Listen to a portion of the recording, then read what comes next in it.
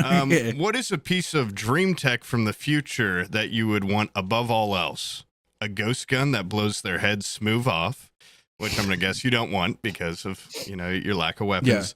A gun that shoots a sexy ghost out to seduce them and draw them in, or a mystery box. What's in the mystery box? It's a mystery. But just out of morbid curiosity, I got to know what's in the mystery box. I'm going to choose that. It's also a gun that blows their head smooth off, so you can.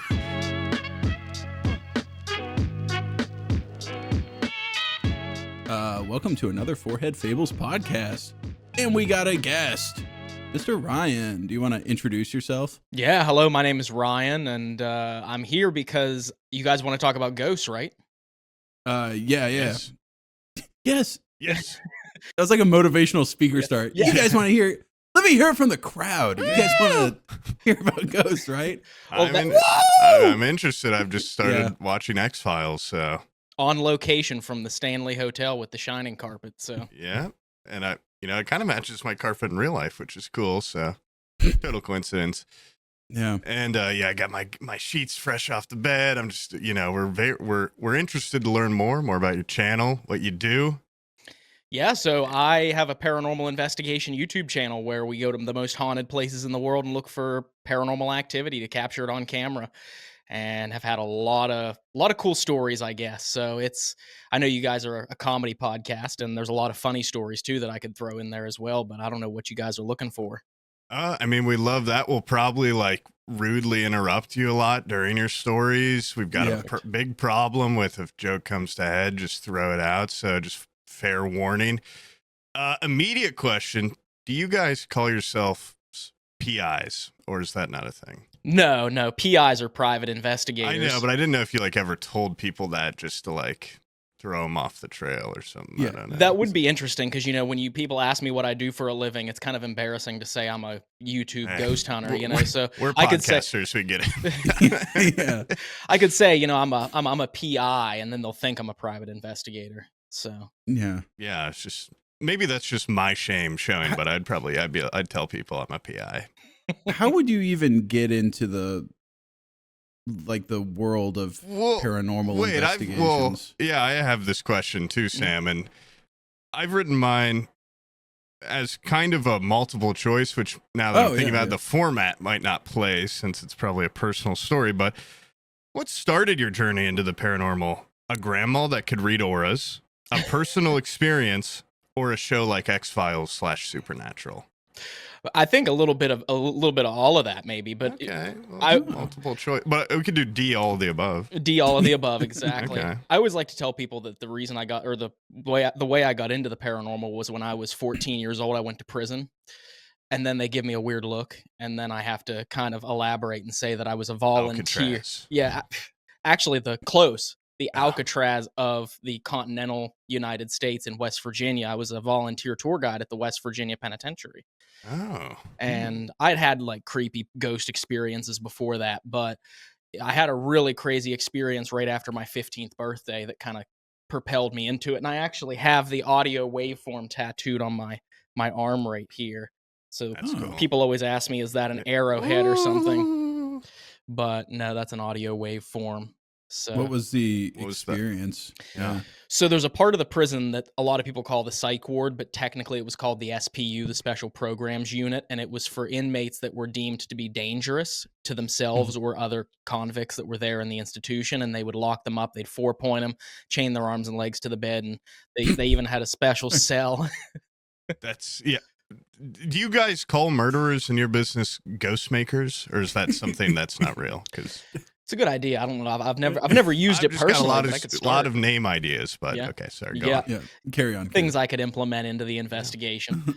But there was a lot of ghost makers at this prison. But up in the psych ward, there were these 2 cells, which were solitary confinement cells, but they were isolation cells for inmates that were in an extreme danger to themselves. But anyway, I was up in the SPU with a friend of mine from high school because when I got into it, I wanted to share it with all my high school buddies, and none of them, they found it fascinating, but none of them really had that much fun with me because it was only usually a few times that they'd come and say, all right, I've had enough of the whole ghost thing. It's kind of freaking me out. You're weird. But we were up in the psych ward, and I remember it was early March of 2009, and we were sitting alone when the group that was supposed to be there investigating wasn't even in the prison yet. They were outside, and the tour guide was prepping them for their tour out on one of the recreation yards. And we heard what sounded like someone in the room that we were in fired off a shotgun. I mean, it was so loud, it vibrated the walls. And it was startling too, because when you're sitting alone in an empty room, you don't expect to hear a gunshot. So I about shit my pants. I mean, it was like it took the air out of my lungs. I couldn't breathe.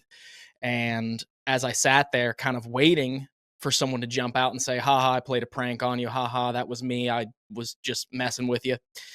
Nothing happened. I didn't hear anything. So I had a digital audio recorder that I was recording the whole thing on.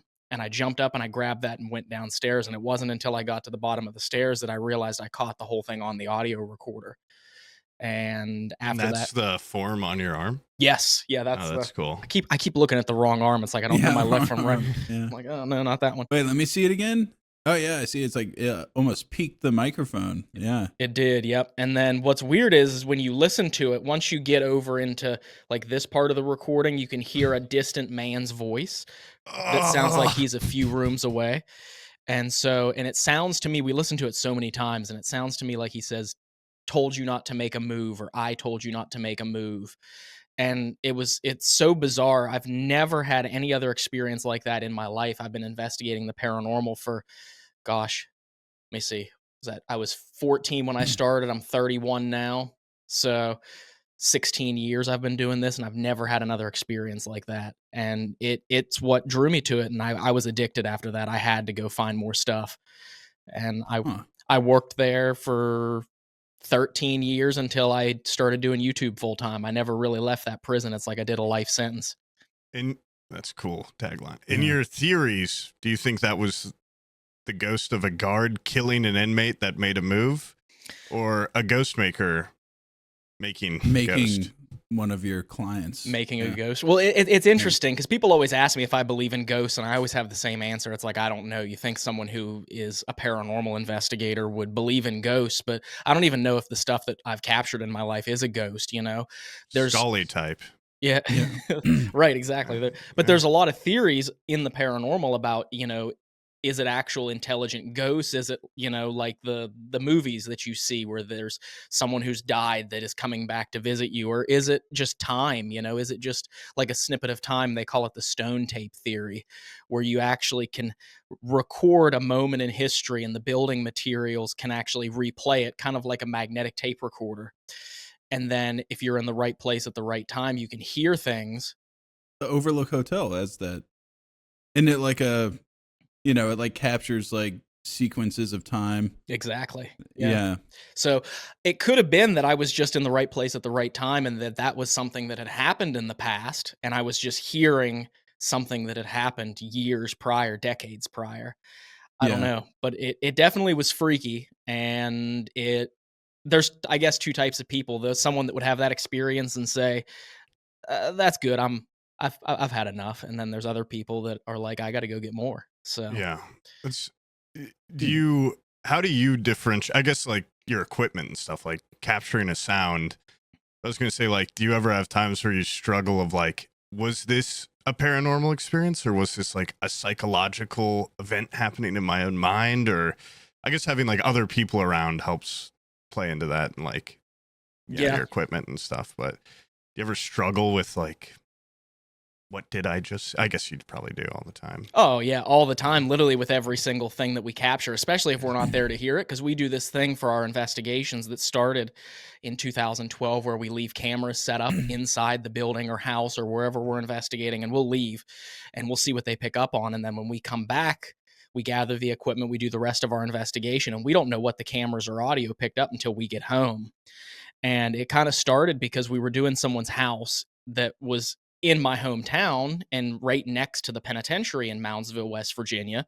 They lived just a few doors down from the penitentiary, and they were having creepy experiences, but there were too many investigators there because they invited other people to come to that night, and not just us. So we were getting frustrated because all night, all we could hear was other people in the house moving around. So we said, you know what, let's just get out of here. Let's just leave cameras. Let's just leave our audio recorders and just leave and go down the block and sit.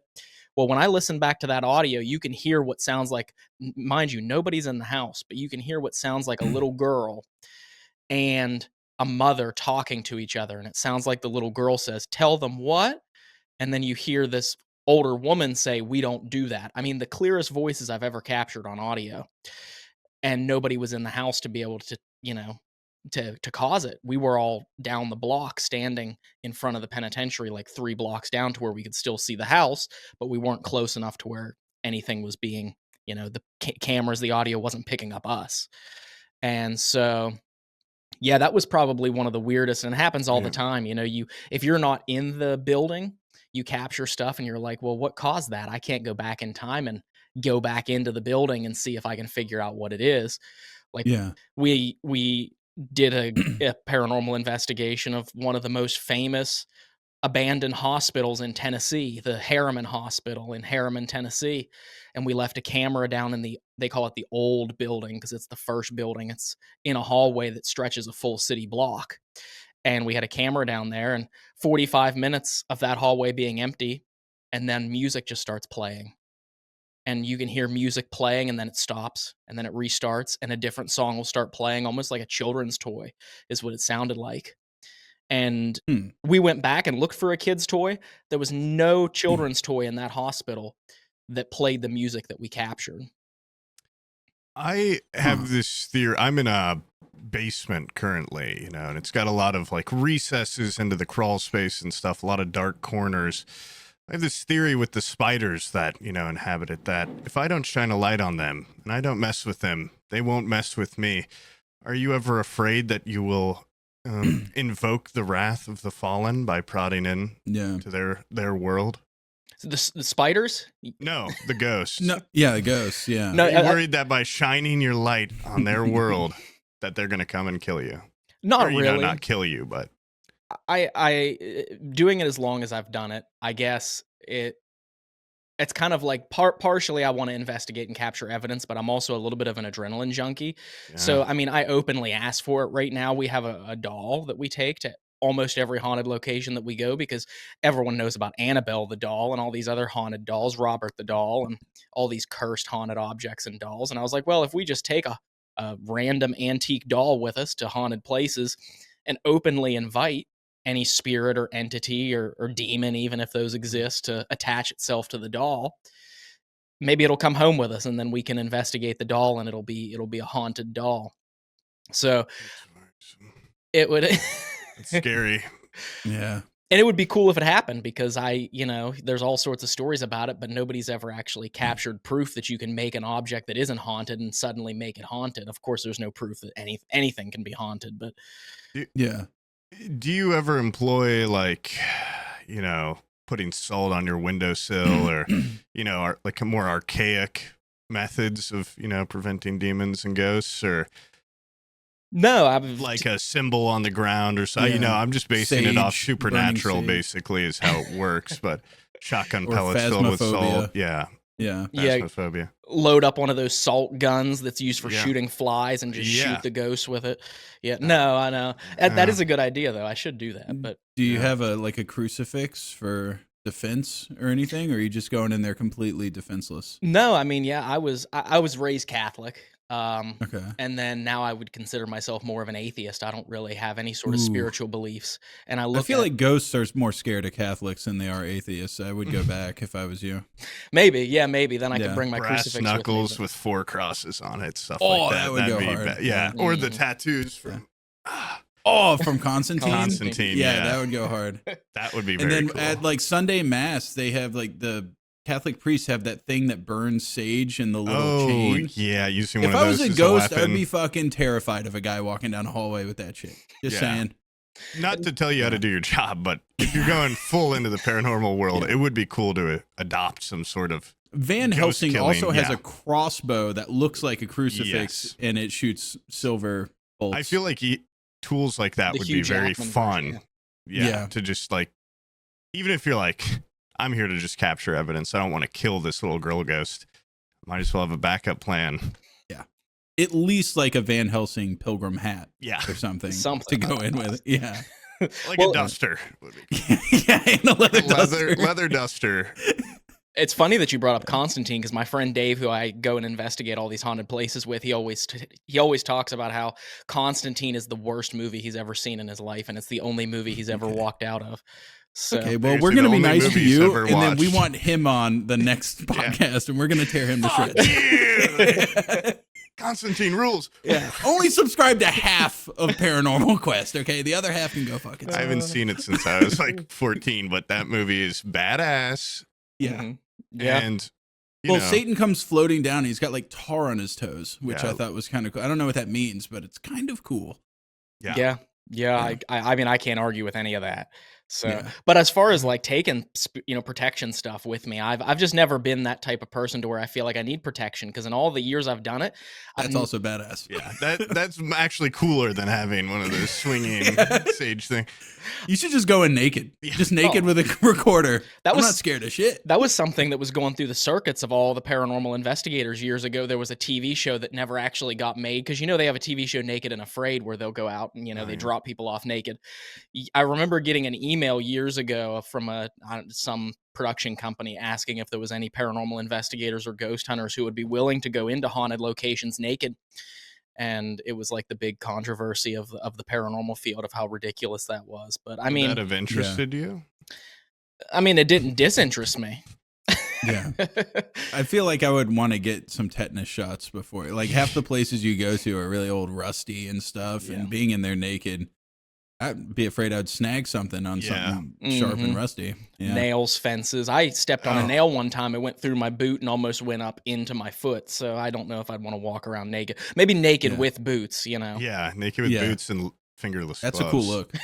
Yeah. Fingerless gloves, In a pilgrim hat. And a crossbow that looks like That's just good TV. You dong got out. Yeah, that would be. They just blur your dong on TV, and I'd be scared that a lot of these places would be cold, and my blur symbol would be like this big. And they are. Yeah, it would be a specific. Ooh, it's cold. It's the ghost coolness. It's the Guys, there's a ethereal ghost cool. here. Have you noticed my blurred spot has gotten shorter?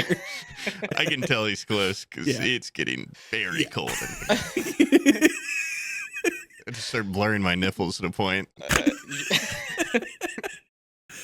Okay, so what other like tools of the trade do you have besides Recorder and camera. Yeah, do you have like little spectrometers and ectoplasm readers and Yeah, I mean, you have gizmos? the EMF detectors, proximity meters. What's an EMF detector? For detecting tornadoes. Exactly. Yeah, exactly. It keeps you safe in Tornado Alley, Oklahoma. Yeah. No, it detects EMF. Electricity in the air, so it's electromagnetic frequencies. And there was a theory for years that went around saying that ghosts are made up of electricity and that whenever there's a ghost near you, it'll spike the EMF detectors.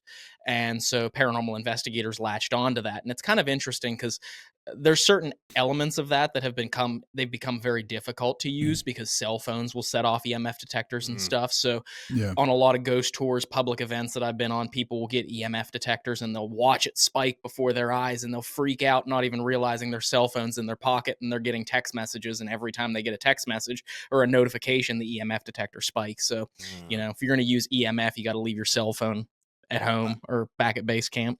I have I actually had that similar question, Sam, and then I had a multiple choice follow up. Oh, I'm so sorry. I'm fucking up your flow.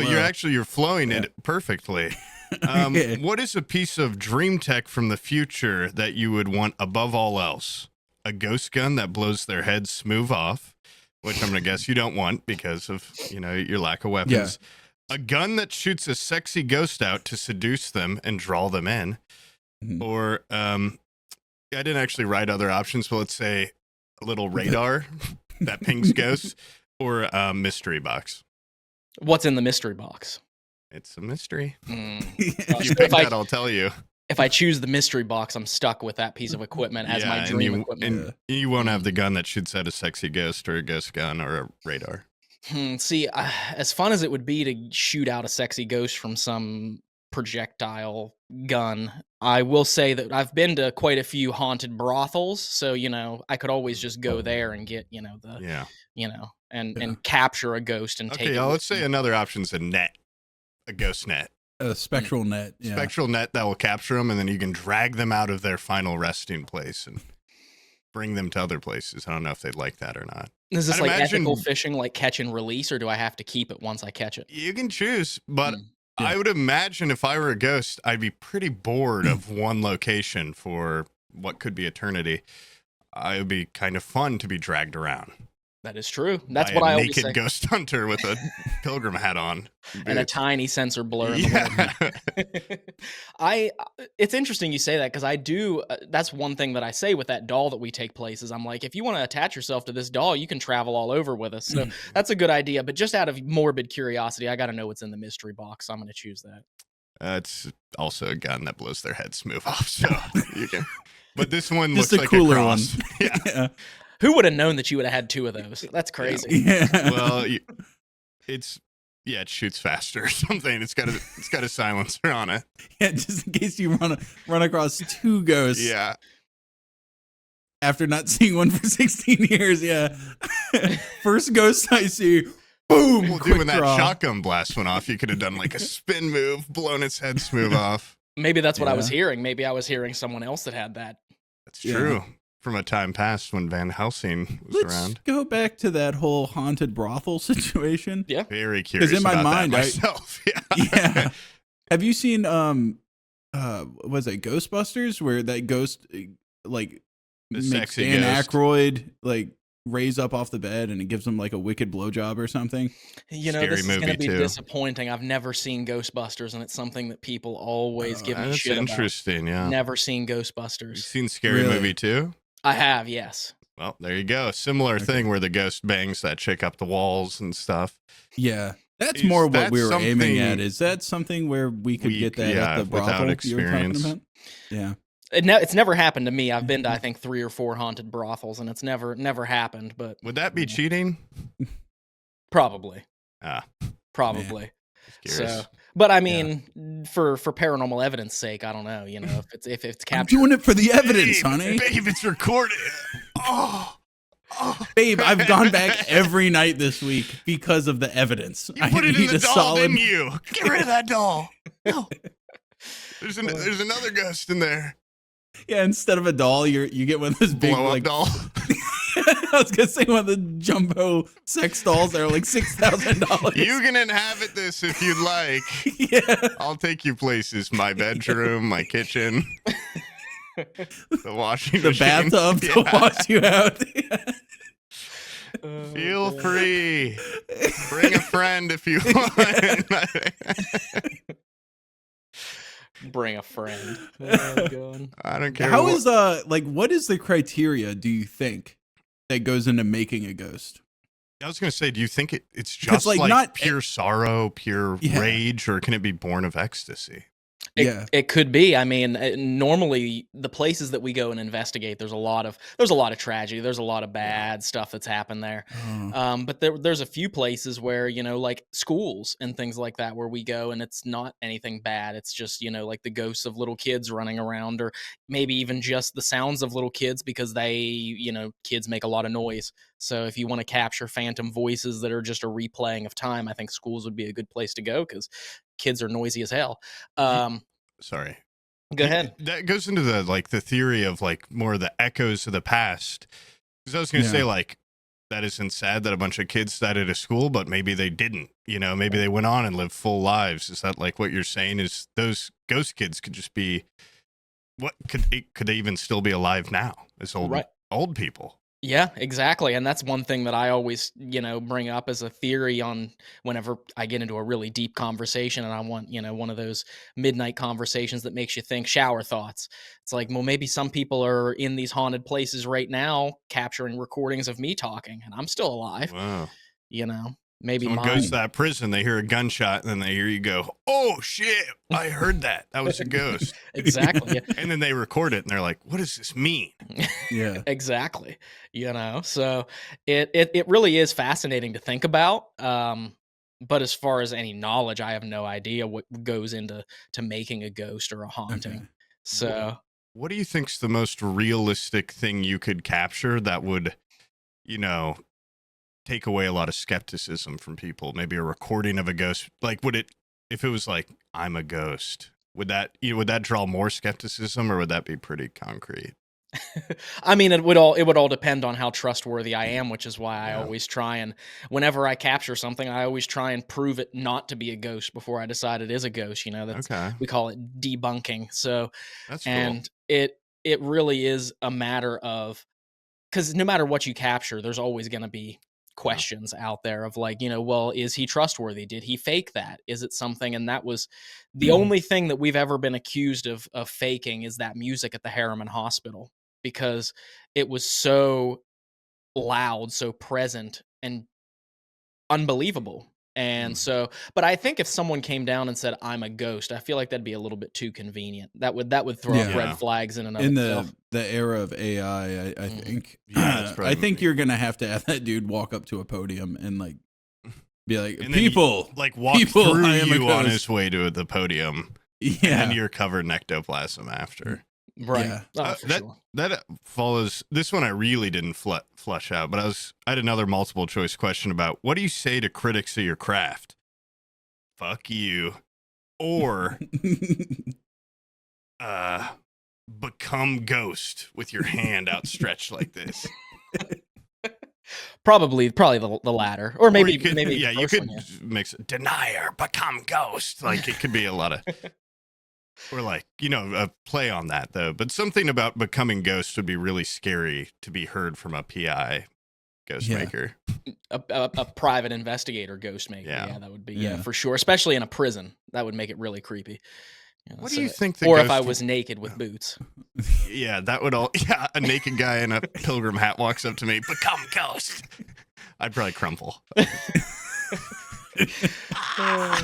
What's on your bucket list? Do you have like a place that you're like, dude, this place is so damn haunted, I have to go there, but you just haven't? Like, what's your magnum opus?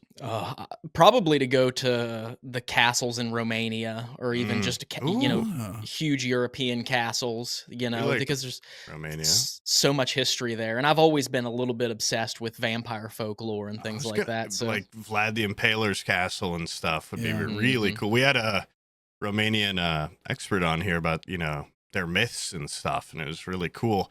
I was gonna ask earlier too, like, I know you specialize in ghosts and paranormal, but do you find any interest in cryptid hunting or things of that nature? Is it more just Yeah, where does the interest end? wane?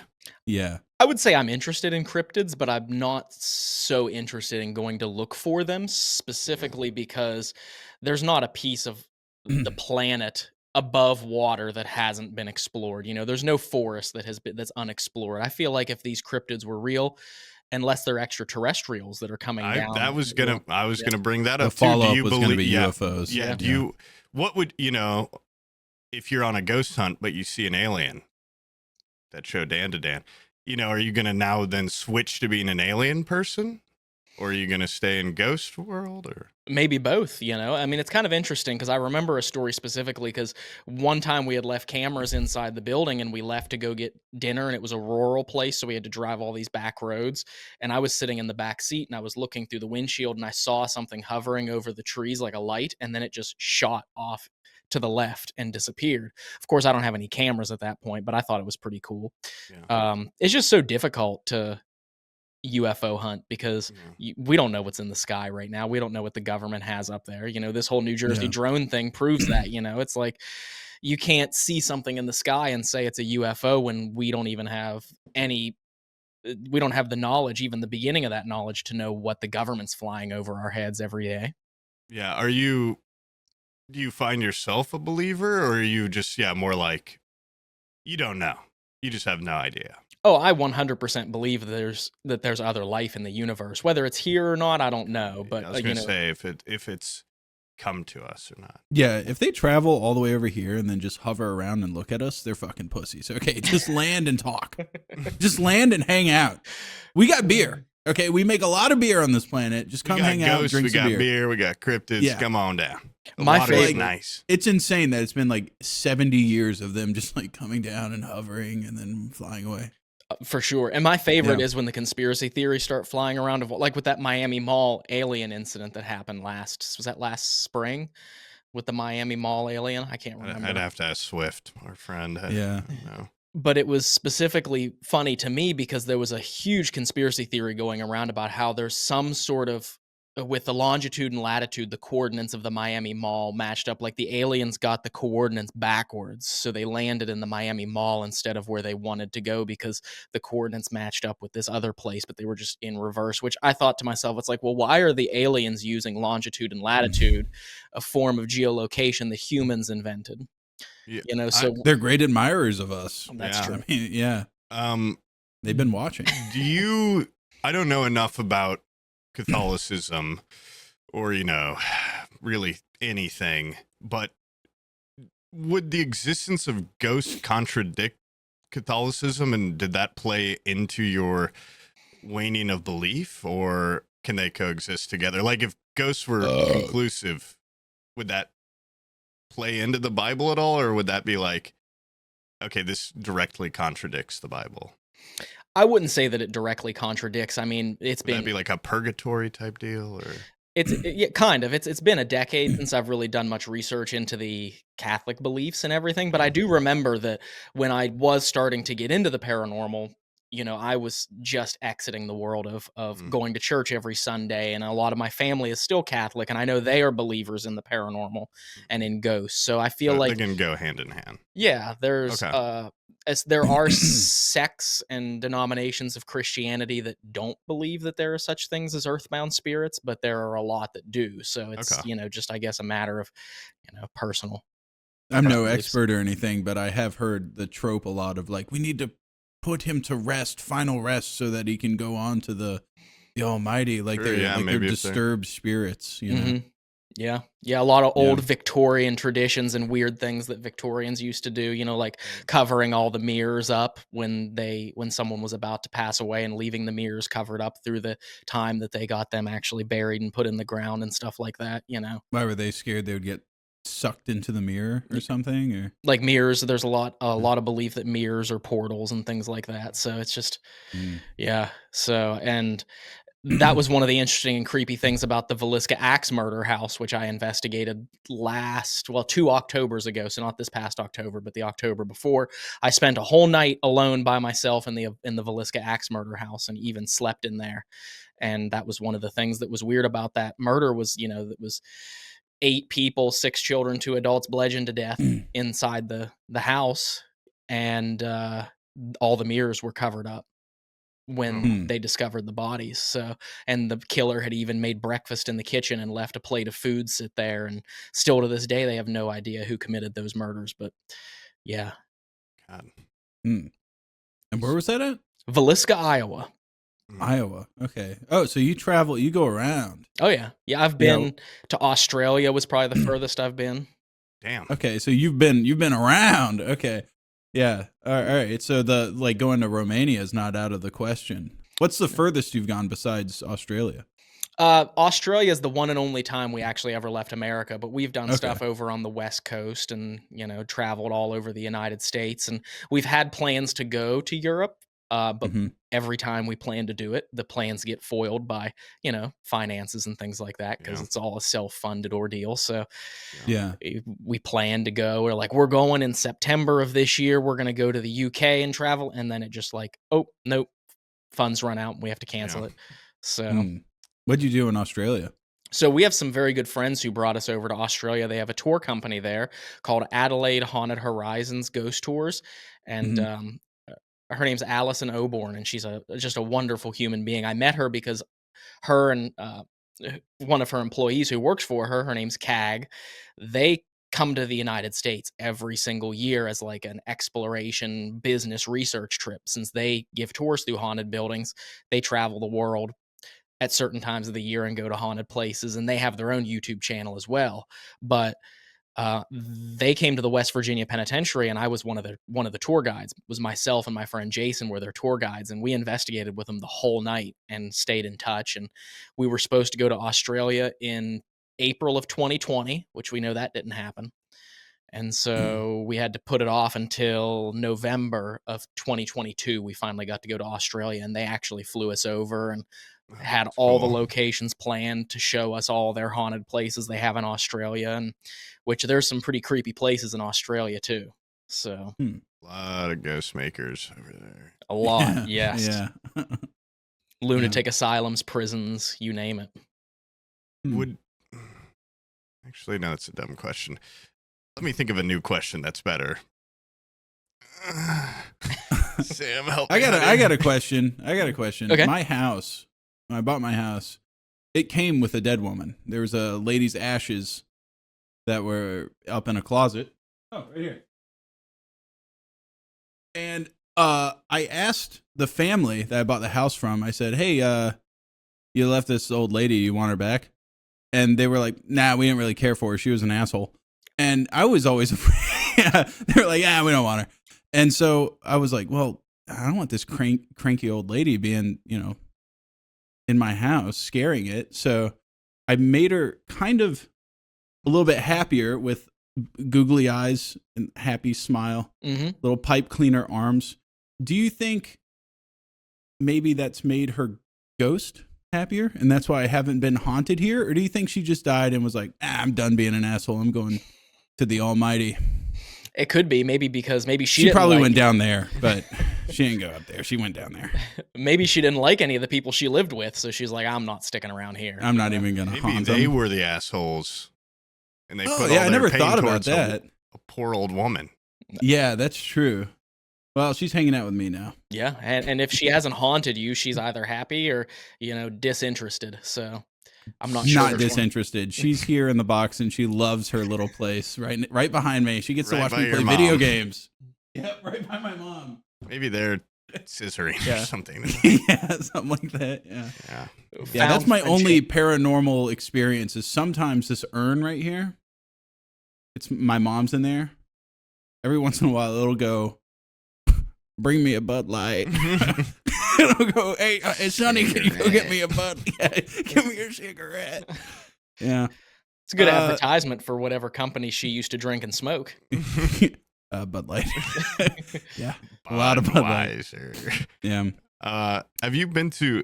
Isn't there like a famous haunted hotel in Glenwood Springs? Or no? Maybe you don't know about. Maybe it's Glenwood not Springs. as in Colorado. I remember I stayed at a hotel that was very creepy, and I think the people there, everyone wants to be like. I'm sure there's a lot of tourism and being like, this place is haunted as hell. But it was The Stanley. Maybe. Is that what you're thinking of? That's in Estes Park, Colorado, and that was the inspiration for The Shining. I've been there. That was I don't the think it's- inspiration of the Overlook. It's not Estes that. is pretty nice. It's a cool place. I'm there It right is. now. That's right. Yeah, you got the carpet and everything behind This you. isn't. I couldn't find a good image of the Shining hallway. This is an Unreal Engine remaster. It feels kind of wrong, but Yeah. it's a All little it's too missing crisp. is the blood coming down the Yeah. hallway. Mm. But yeah, I don't know what hotel in Colorado you're Well, it talking felt about. haunted. I don't know. It was really lonely in there. It was very old, Yeah. and Poop, that makes do it you feel. have- Do What? you have any like paranormal experiences that could be? My mom has like a decent amount where she's talked about like seeing some really crazy stuff, but I personally I don't have anything, I don't have like that shotgun blast. I've never had anything that like kickstarts like Yeah. holy shit. I've been in creepy places and stuff, or abandoned things, but I've never felt it. Yeah. I'd love to. Well, I I've don't had know. that like fight or flight response when I'm just alone, and it's like it's the "am I really alone" type feel.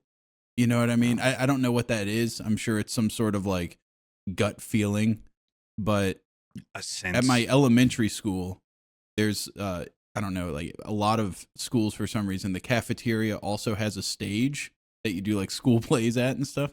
And behind that stage was just like a little hallway where everybody would get ready to get up and go on the stage. And there were some cabinets and stuff back there. And then there was just like a bunch of doors.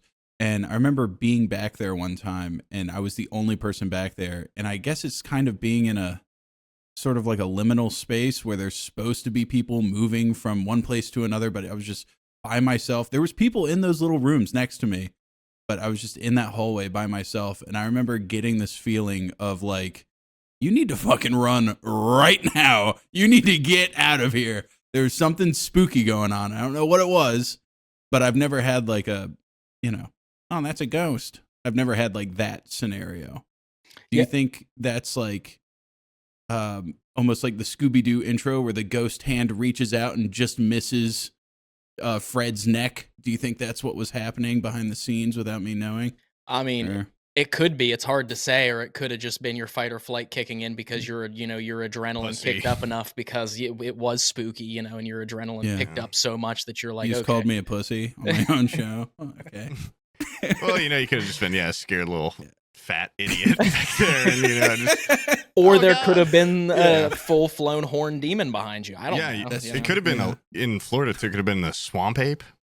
Yeah, it's a skunk ape or a meth gator. Skunk ape. Isn't it the swamp skunk ape? I thought swamp was in it. Okay, sorry, skunk ape.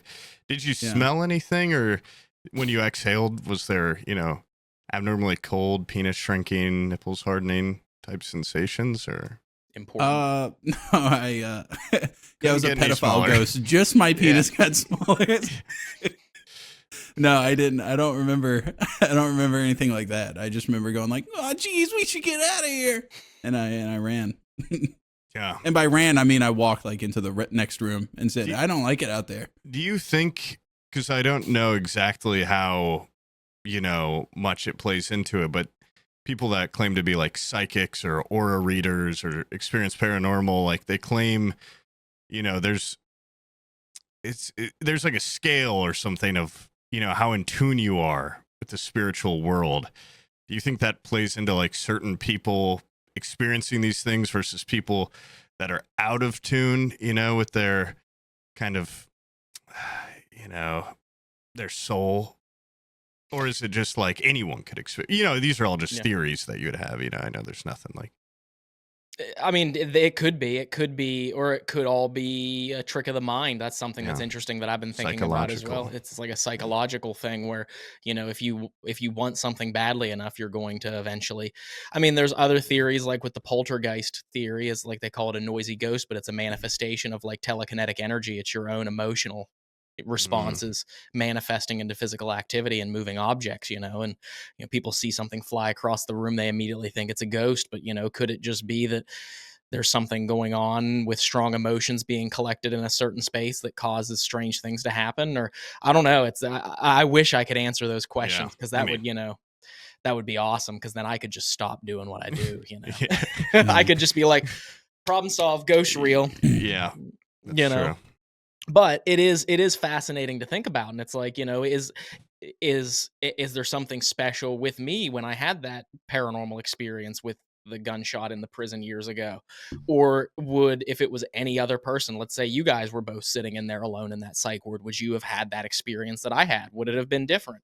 Would there have been anything notable that you saw or heard or experienced that was different than what I saw or heard? I don't know. Or like if you're super in tune, you would have like felt the shotgun blast and been like flung against the wall or something, or caught some buckshot in the chest. Oh, bird pellet in the knees. So I don't know. I mean, it's interesting to sit back and think about, but I will say that out of all the years I've been investigating, the creepiest stuff, the scariest stuff that's happened to me has all been living people, and I'll stand by that, which is why I don't feel the need that I'm going to bring protection with me, because I hear a ghost, I hear something strange, but 100% on a day-to-day basis, living people are far scarier than any ghost ever could be. That was actually wouldn't you want to bring protection against the living? Like a crossbow shaped like a cross.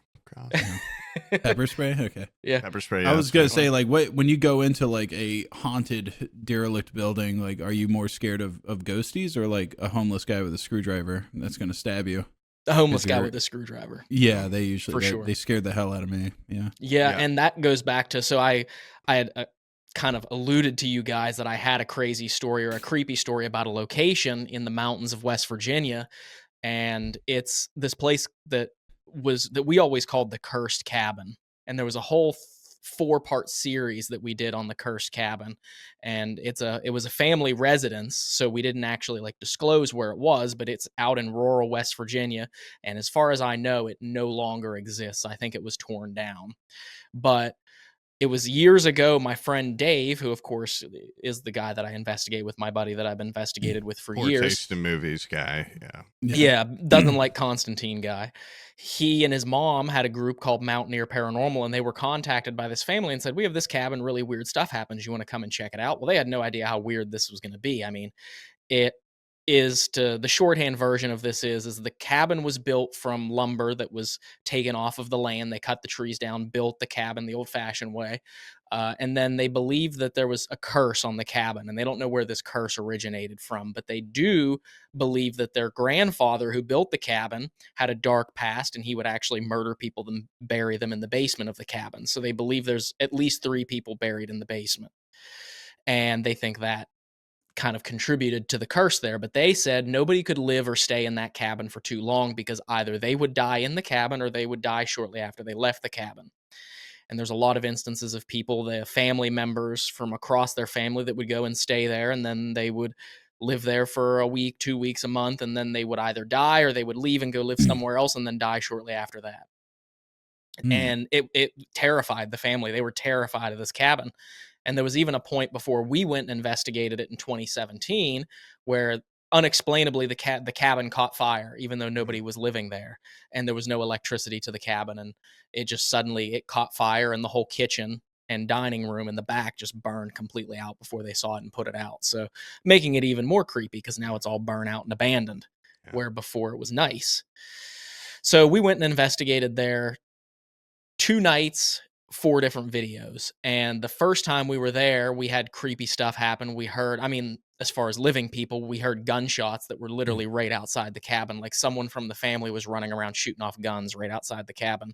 And we couldn't see them because it was completely dark out there. We stuck around and kept investigating. And my friend Jason was scratched across his back by something unseeable, whatever it was, whether it was the curse or a ghost or something else. He had these 3 scratches that appeared on his back. The weirdest thing that happened that night, though, was my friend Renee, who had known Dave's mom for years, came with us. And at the end of the night, she reached into her pocket and she found in her jacket pocket, she found a coin. She did not have a coin in that pocket. The weirdest part was it wasn't American currency. It was an Israeli shekel. It was 5 shekels from Israel. She didn't even know what it was. She'd never seen it before. And she swore up and down that she did not have this coin in her pocket. 3 days after we left that cabin, she was hospitalized with symptoms of a heart attack and was in the hospital for days until finally she just felt better. And the doctor said, "Well, we don't know what was wrong with you," and then ended up discharging her. There was also the story when we went back the second time, they said that there was a guy who was trying to strip copper from the cabin to go and use it to buy drugs. And he went down to the cabin. They caught him down there and they said, "Don't go down there. That's really bad. Don't go down there. You don't want to go anywhere near that cabin." And he did anyway. And he stripped copper from the cabin. And 3 days later, they found him dead in the ditch alongside the road. And it was like all these weird synchronicities of 3 days after, 3 days after, 3 days after. But that second time we were there also, and that brings me to this story. We were taking a break. It was midnight, and we're sitting underneath this pop-up canopy tent that we'd set up, eating snacks and, just trying to regain our composure for the investigation. And we see a light coming down through the woods. Thought, there's no way someone's coming down through the woods right now because most of the family had moved away from the cabin. So we see this light coming down, and this old man with a cane or a walking stick emerges from the trees, and he's got the flashlight kind of fashioned to his walking stick. So he walks through the woods at night a lot because he's got it completely set up where he has his walking stick with his flashlight on it. And he comes down and he starts talking to us. And he said, basically asking us what we're doing and asking us if we're having any luck capturing anything. But to set the scene, you kind of have to understand there's a certain dialect of English that people in the mountainous regions of West Virginia speak. And a lot of times you need a translator because it's very difficult to understand. So we're sitting trying to listen to every word he's saying because we can't understand him too well. And he asks us, we ask him, we had heard the guy that built the cabin murdered a couple people and buried them in the basement. Is that true? And he said, "Oh yeah, that's true." Then there's this long pause where we're kind of feeling awkward and laughing. And then he looks at us and he says in his really thick accent, "If you had to choose how you were going to die, how would you choose?" And he draws his sword cane Yeah, out of yeah. the sheath. in our brains, I thought my friend Jason was going to shit himself. Just the look on Yeah. his face when this guy said that. And my friend Steve is getting ready to pull the knife out of his pocket and everything. And apparently this gentleman didn't mean ill towards us. He was just not really, not thinking. Like, why would you ask that to a bunch of strangers in a haunted cabin? You know? right. Yeah. The social cues weren't all Yeah. there. Yeah. And that right there was probably the most adrenaline inducing experience that we've had, just because the cabin was Yeah. already so scary and creepy in and of itself. An old And- man comes out of the woods. Yeah, an old man we've never How do seen. you in our want to life. die? Yeah. A good death, bad death. And we're like, oh, probably when we're old in our sleep peacefully. Yeah, please don't kill us, mister. Please don't kill us, Not sir. in this cabin. Cannot emphasize enough. Yeah, not here, please no. But that place was probably one of the scariest places that we've ever investigated, just because of the lore behind it. And I Yeah. mean, the family used to hold funerals in the cabin, so if they lived elsewhere and someone died, they had the funeral in the cabin, and then they had their own family cemetery just through the woods on the other side of the cabin. And just an eerie Just place. burn the rest of it down. Just be done. Yeah, I was with about it. to say, like, if you're like a ghost and you burn down the dwelling that they're haunting, do they just go like, all right, I'm out? Or are Like, they in do the they earth? leave? Or do they just kind of go next door? It's a good question. I don't know. There's a which we did talk a little bit about this on our channel, but we didn't I'm not going to fully go into it, but I will say that the contact that we had for the cabin itself, they're no longer alive, because there was a long situation where their son ended up showing up at their house and shooting them and killing them. God. Jesus. So there's literally no one in the family is alive anymore, except for I think like 3 or 4 of them. But all the people that we knew that were associated with that cabin have all died or passed on. So Just, Hmm. I mean, you gotta be worried staying there a Yeah. couple nights. You're kind of tied to it in a way. yeah, Yeah. it definitely a creepy place. And then the son himself as well, he's no longer, so we don't have to worry about that. The son is no longer living. He got into a shootout with the police after they made pursuit with him, and he was Well, do you not have to worry about him in your line of work?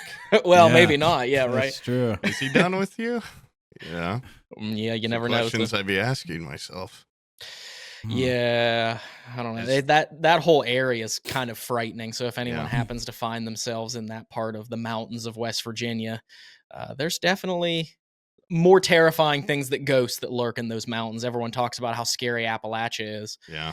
Yeah. And I don't think it's there's all the skinwalker lore and stuff, but I think there's a lot scarier things in Appalachia than skinwalkers and ghosts. Yeah. So What's like the oldest ghost that you can investigate? Like, there's no like cavemen ghosts or anything. You not that know I've ever found. Yeah, not that I've ever found. We've never captured any grunting, Bam extreme Bam. grunting. Yeah. The Flintstones. Yeah, I hear them running their car. Yeah, if I was a caveman ghost, I'd be scared as fuck. Yeah. I would not be haunting Other anything. I'd ghosts be around scared. you have got like guns and shit. I'd be like, what? What's going on? You hear the rocks clicking together as Yeah. they try and make fire. Yeah. Yeah. Yeah, it's an interesting. Yeah, when you think of ghosts, you do think a lot of times like Victorian or Or more recent. yeah, more recent. You don't really think like, was this ghost? Like an ancient Egyptian. I mean, they probably wouldn't be here, but I would love At to the investigate pyramids. the pyramids of Giza. Yeah. You'd think That that'd be would a be hot crazy. spot for like paranormal activity with all the people buried there and the people that died making it. Oh yeah, that would be Consider- crazy, and just the way that they're built too. The mystery behind that as well. How did they build those pyramids in the amount of time that they did? Because the pyramids themselves are just absolutely massive structures, and how they had the technology to be able to get those heavy stones up on up the pyramids to build them is just mind-boggling to think about.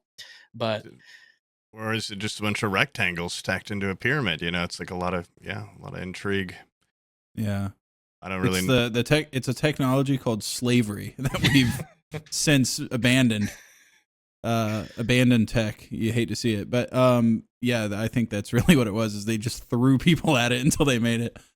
Same thing with that Great Wall of China. I don't think we could make one of those again today without No.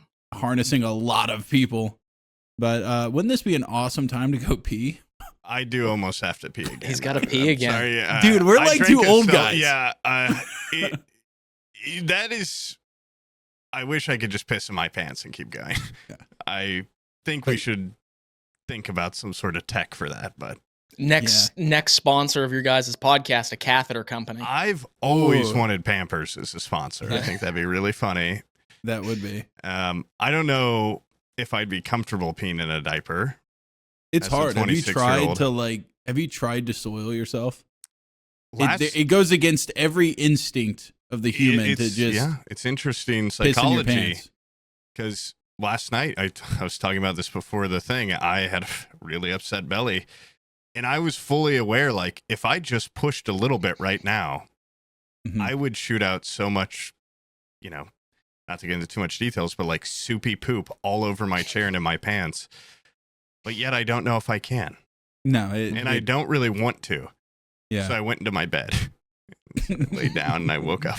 Oh, I thought you meant It's gone. you shot your soupy poop into your bed. Not that I remember. I woke up and just came down here right away, made a mask. But That'd be a good recurring bit for you if you're willing to piss yourself, is during the paranormal investigations, there being a moment where you're putting on a brave face and then your cameraman pans down and you've pissed yourself. that would show true fear. Yeah, like I'm you like do anything. it every episode. Every episode you piss yourself at least once. At least one. They make these underwear that have a little. They're for children who bedwet and stuff. But they make underwear where when they get the moisture, the urine hits the fabric. There's like an alarm that like beeps and goes off. So it could get. Yeah. Our extra new tech. I think it's the EMF reader. No, it's something else. A ghost just pissed my pants, Yeah. guys. This isn't my piss. This is groundbreaking assure paranormal you. evidence. I Yeah. assure you. That would be pretty awesome.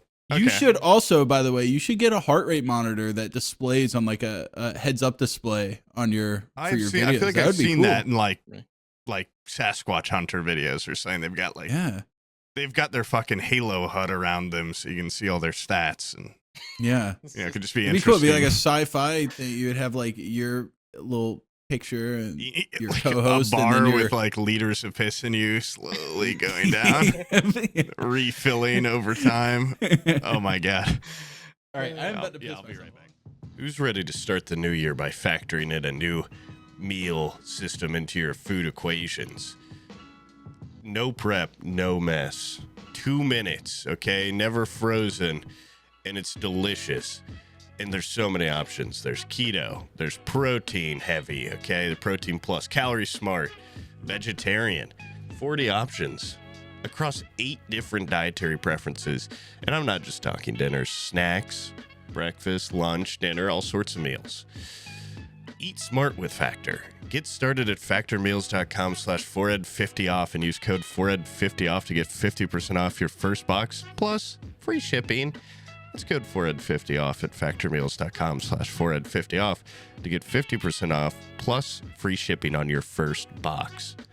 Sounds pretty good to me. Oh my god. Well, long piss, man. No, that was a long piss. No, sorry, I peed and I went to go get a drink, and then Livia wanted to give me something. She made me a little heart Oh, with a little bow on it and says, "Dad, I love you 10 times better." I don't even know what the fuck that means. then who? Probably Mom, because Mom's been kind of an asshole today. No, and by that I mean the kids have been on her nerves, just pissing her off. Not to keep talking about piss, but that was one of my talking about how hard it is. That was my first commitment on Twitch. Like, I can't remember what it was, but I think it was like if I get 1,000 followers or 10,000 followers, I'll stand up and piss my pants on camera. It's a lot harder than it sounds. Yeah. And also, I was afraid of a couple different factors. 1, getting banned. 2, when I start pissing, the dot appears a lot higher than I'd like it to. Mm-hmm. And really just those 2, mainly the second one. Yeah. Because I said I'd wear cargo shorts, like khaki colored. And if that, the piss starts right a couple inches under the belly button, I'm never going to hear the end of it. And also, you probably get banned for that. Yeah. Just tell me it was bent up. I tucked it up. Even then, though, it's like, it would have been right in the middle. Because there's a bunch of cords underneath of you, and that's why you had to tuck it up. You didn't want any of the piss to get on the cords and ruin any of your setup. My computer's down there. I've got my EMF. I got all these things. You said you had some. Reader? We've heard the scariest story. Let's hear the funniest.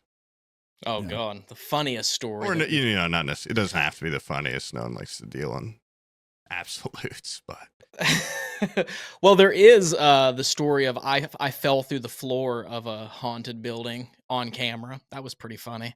Good thing you weren't naked. Yeah.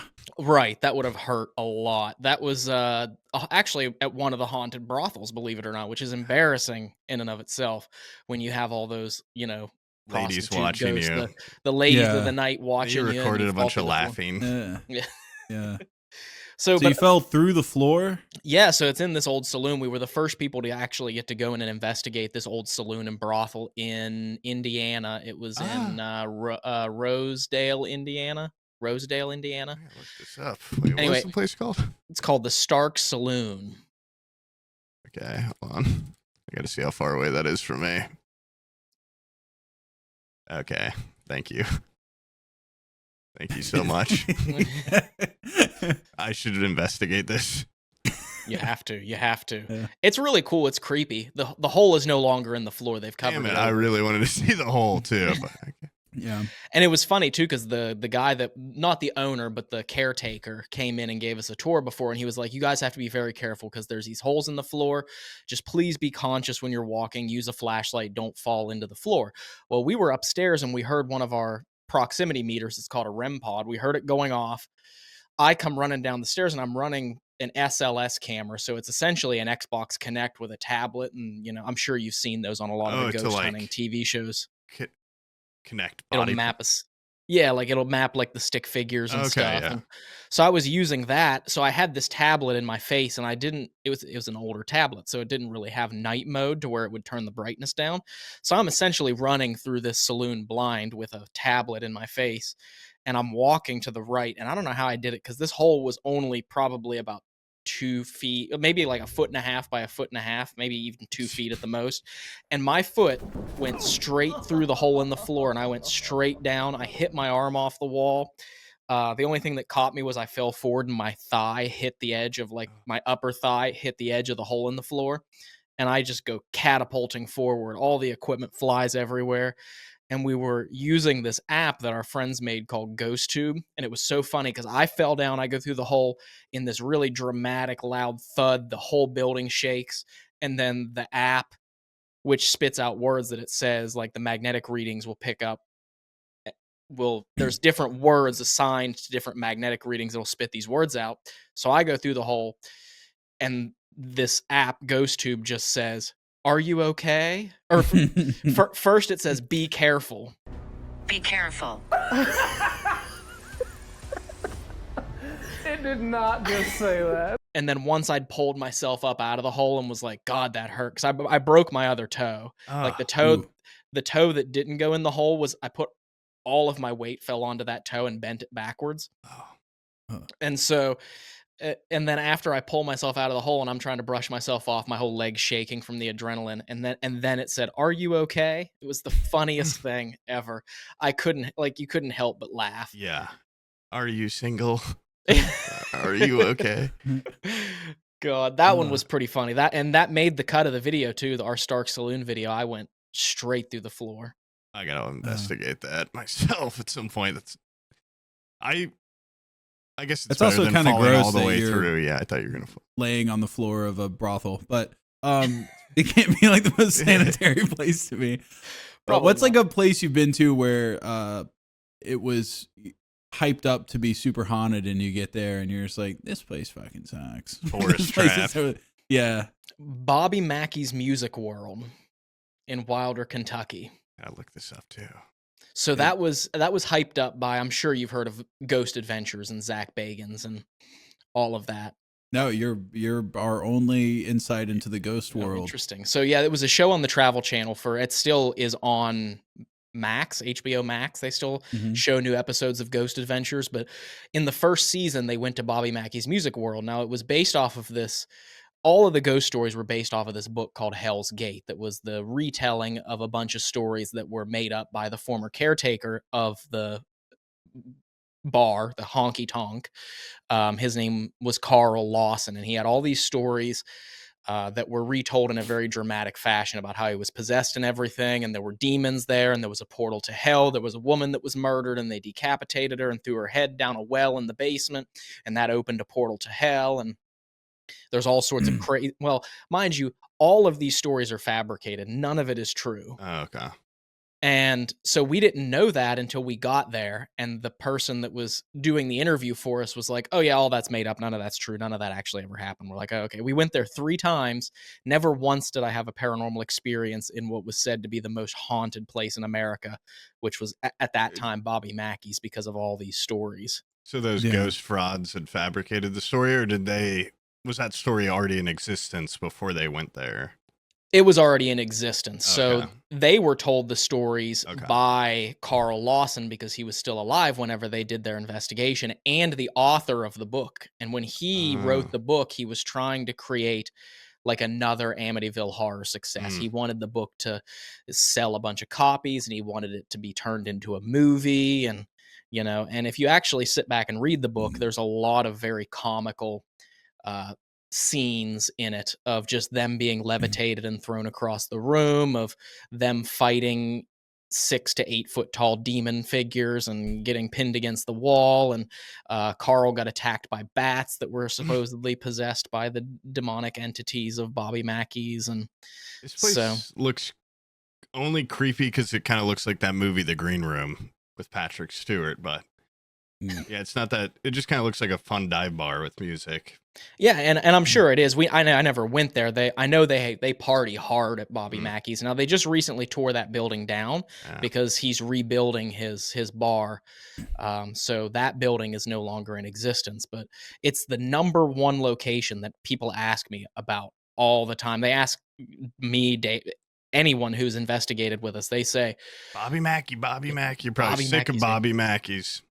Yes, very sick of Bobby Mackey's. Story behind it. Yes. What's like do you have like a place where it's like an untapped gym that you're like, I think there might be something there, but there hasn't. You don't have to say it because you don't want the other paranormal YouTubers to hop on it before you. Yeah, so, I didn't think about that. Yeah. There's a place that I just went recently, and actually my girlfriend and I went and investigated there because Dave was really sick that particular day, that particular week. And it's this really old, it was built in like the 1730s or 1740s, and it's an inn that's also a house. And the name is very comical. It's called the Blue Ball Inn. Mm-hmm. But it's apparently that was a big thing in the UK where they had this blue ball outside of these inns, and the carriages always knew to stop and pick people up to take them on their journey because the blue ball would be visible, it'd be raised up to the top of the pole. So that was just the name that they got, was the Blue Ball Inn. Sounds like a place to bring my girlfriend. Yeah. Every single time a paranormal investigator contacts us, emails us, says, do you have any locations we should go to? We're always like, go to the Blue Ball Inn. And they're like, the Blue Ball Inn, but that place was super creepy, super active. There was just, and even like the history behind it too, because not only was it an inn, but shortly after the family built it, there was a huge epidemic. I'm not sure whether it was the Spanish flu or whether it was cholera. I'm not sure which disease it was, but it wiped out almost the whole family that was running the inn. Ironically too, like you can get really sick from blue balls. Like I tell my girlfriend this all the time, like you can get really, really sick and something bad could happen to you. So it could have been that. You don't know? Could have been. Yeah. Too much. I do have maybe a scoop for you. Have you ever been to Ellis Island? I have not, but it's one that I've always wanted to because there's so much energy there in and of itself. The number of people that have come through Ellis Island would just be crazy. Is that like on the radar for paranormal people, or is it? Because I've been there and I was like, this place has some history. You can just smell it as soon as you walk in. And taste the ectoplasm. Yeah, you can feel it. Yeah. It's oozing. Yeah. It's on. I wouldn't say it's not on the list, but it's on the list of those places that would be very difficult to investigate, just because it's still.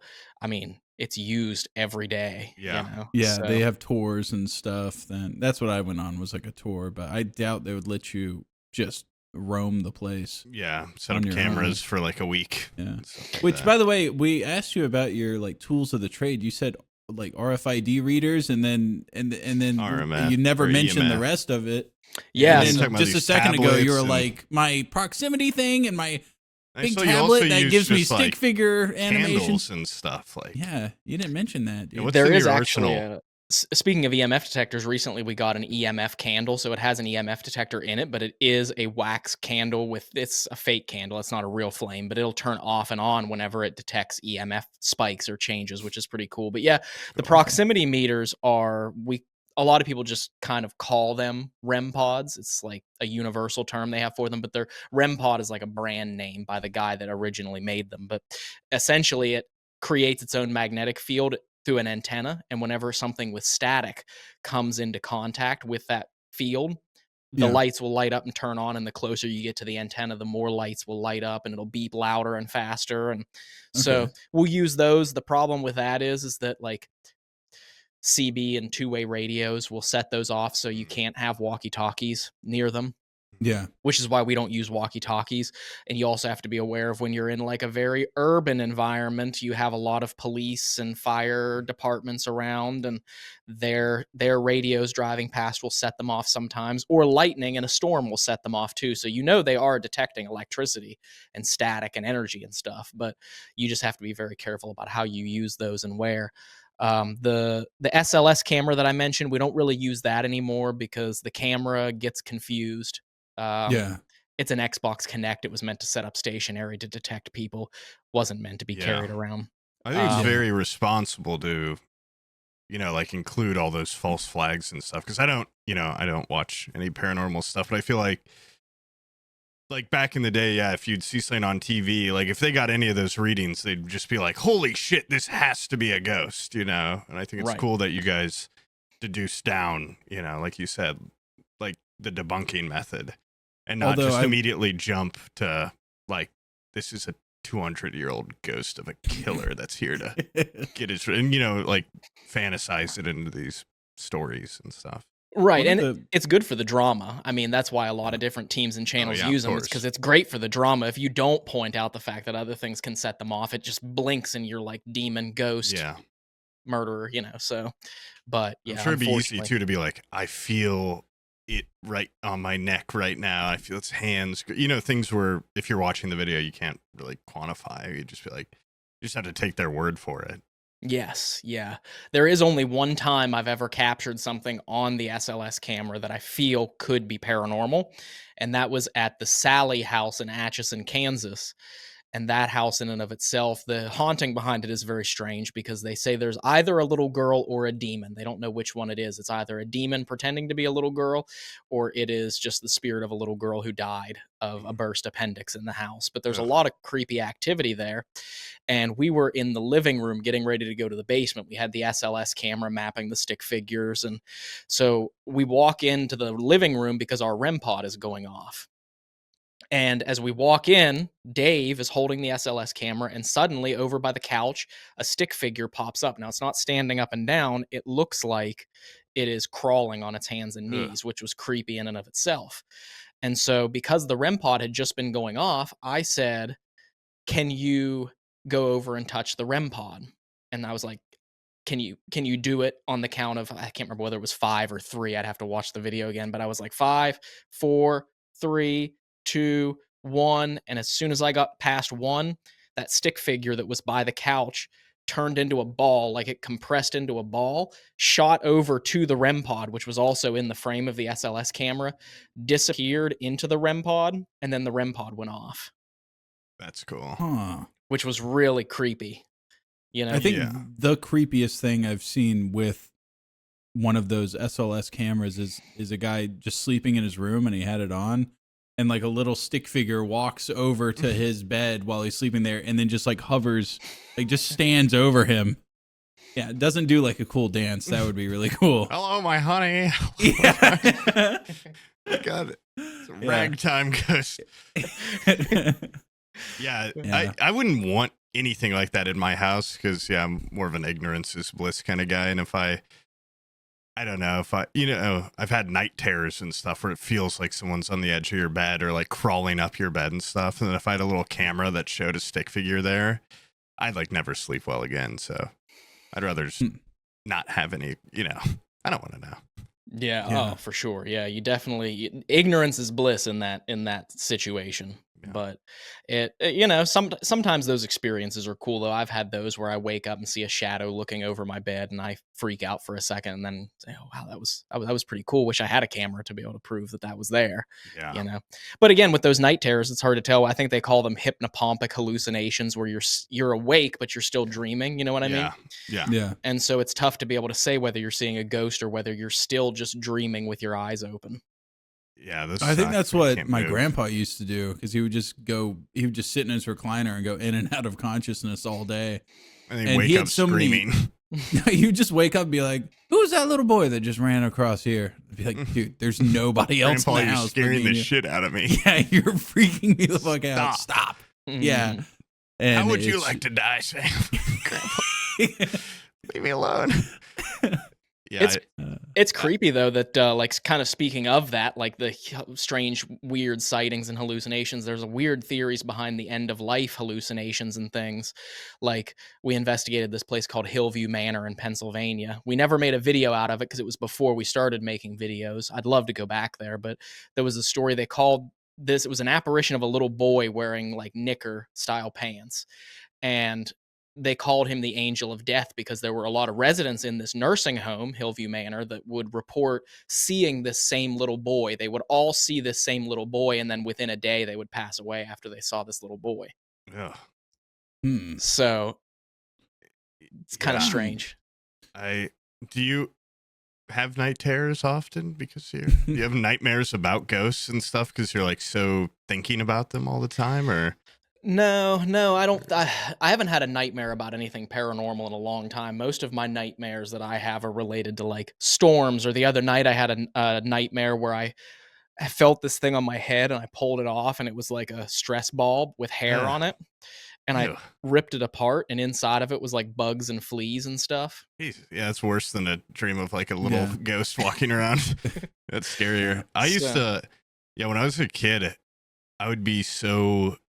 I think a lot of people do where you just kind of go down those paths of like, in my own head, I'd constantly, when I was alone in the dark, be like, what's the scariest thing that could possibly happen right now? And like, you just can't drop it, where you're like, there's a ghost in the corner. There's like a demon in my closet.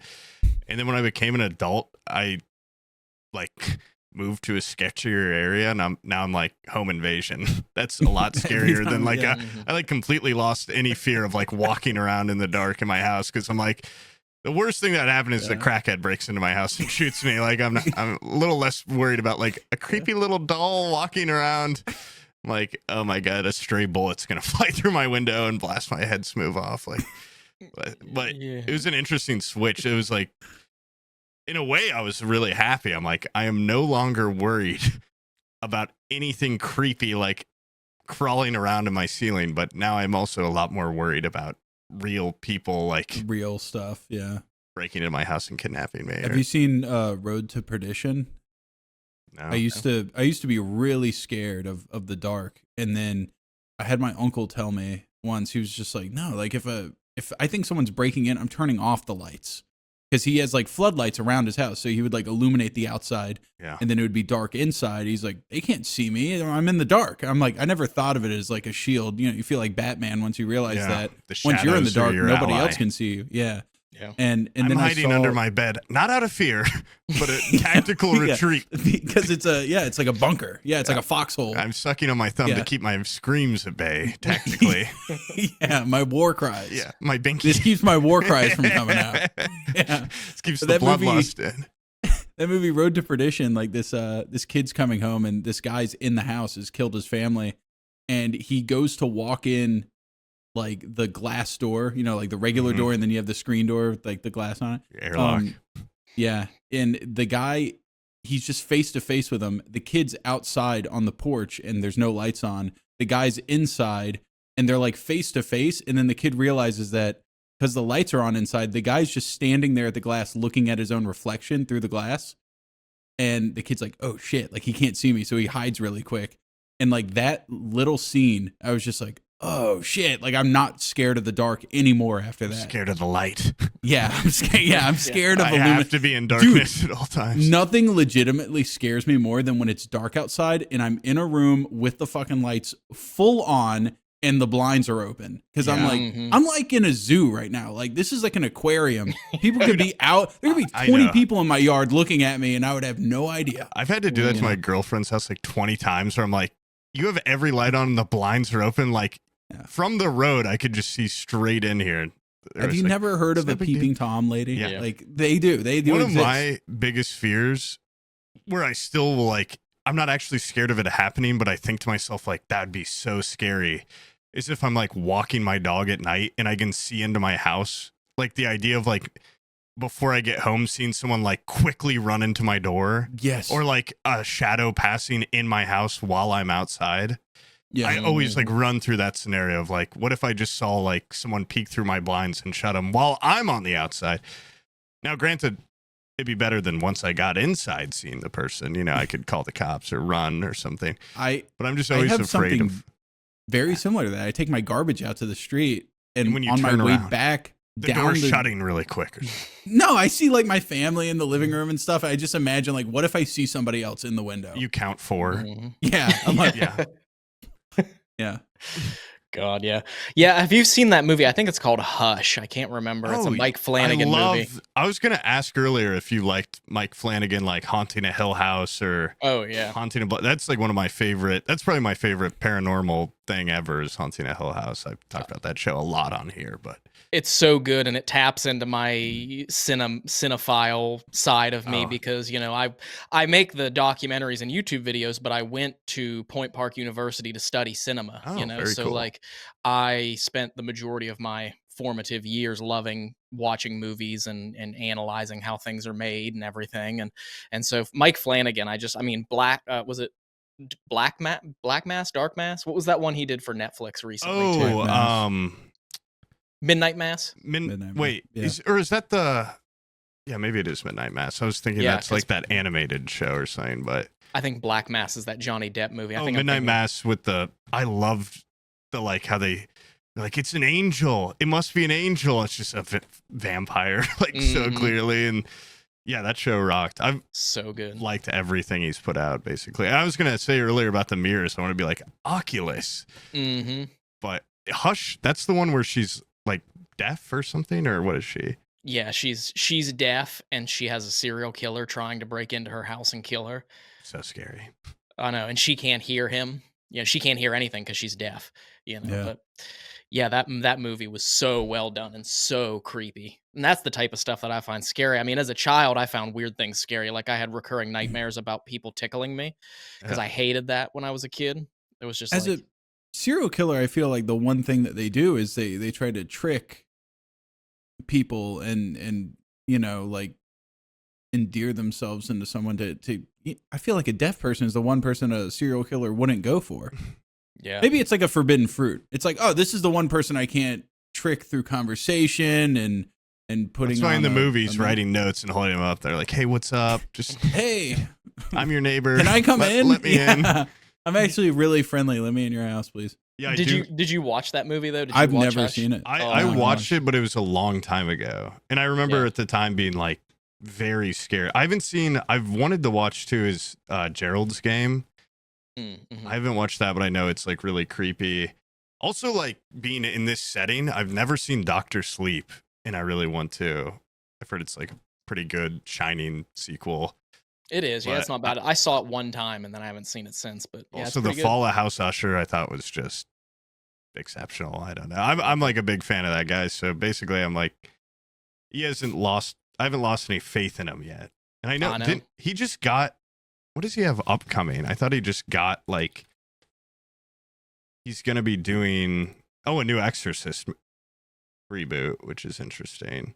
Oh, I didn't hear about and he's that. Making, I just realized I don't watch horror an movies adaptation as much of as you Carrie. guys. I don't really watch a lot, but it was it was literally Haunting a Hill House was the first thing of his where I think I'd seen Hush, and he did Oculus, right? I think I watched that before, but then I watched Haunting a Hill House, and I was like, I don't know. I didn't watch a lot of horror because I'd get like really fucking scared. And it was about the time in my life where I started being more scared of like a home invader.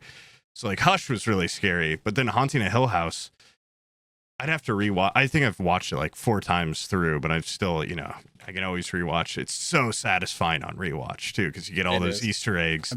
Just watched the one episode, the first one. You need to watch too much. No, it's a show also where the more you understand about it, the less scared you get. Because like I think the way he handles ghosts is really cool, and kind of like the way they play into like the future, the echoes. I tried to get my mom to watch it, and yeah, she watched the first 15 minutes. Was like, no, too scary. I'll never watch it. Yeah, the ghosts are like their own personal demons, it's like the things that they're dealing with in their life. And I think that is what, as you come to learn more about the characters, and on rewatch, you learn more and more about the characters, you come to understand. Less scared, yeah. Right. You understand why they're afraid of what they're afraid of. And I thought that show was like masterfully done. I love the episode. I can't remember which one it was, but that one episode that's done entirely in one take. Oh, at the funeral home? At the funeral home, and then it goes into the flashback without even... I mean, there's obviously cuts in it, but you can't see them. Yeah, the cinematography in that show is also, like, really good. Sam, you should definitely watch the rest of it. I've talked about it a million times. It's scary. It gets less... I'll tell you, too, they don't rely on jump scares, really, which I like, too, and there's only a couple, and God, are they effective. I won't spoil it, but the one in the car pissed my pants a little, scream, because they lend you into not, you're like, they're not going to use these cheap tricks, and then they use one at like 8 episodes in or something, scares the shit out of you. Yeah, that one got me too. I remember watching that because again, you let your guard down. You're like, okay, this is more of an emotional and psychological type of horror. It's not the jump scare type, and then they just hit you with one, and you're like, fucker, yeah. But.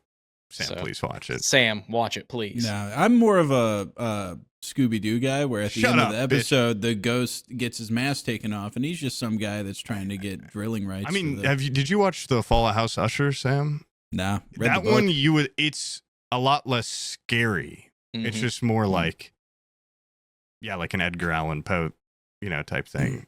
I like how it's just sad and weepy. It's like, kind of, but that's it's what also, I think of Edgar Allan Poe. He's like, oh, but it's, I don't know. I think it's, my mom actually watched that one, was like, it's really good. Didn't scare me too bad in the first episode, so I could watch the second. But it is about like kind of losing your children, and I think that was scarier to a parent than ghosts. Yeah, there's an insane amount of media that all of a sudden hits a lot different now that I have kids. Yeah, because like before, I'd be like, "What's he so upset about? Just make more of them." Yeah. Who cares? They'll come out a little bit different. Just make some more. Throw another bun in the oven.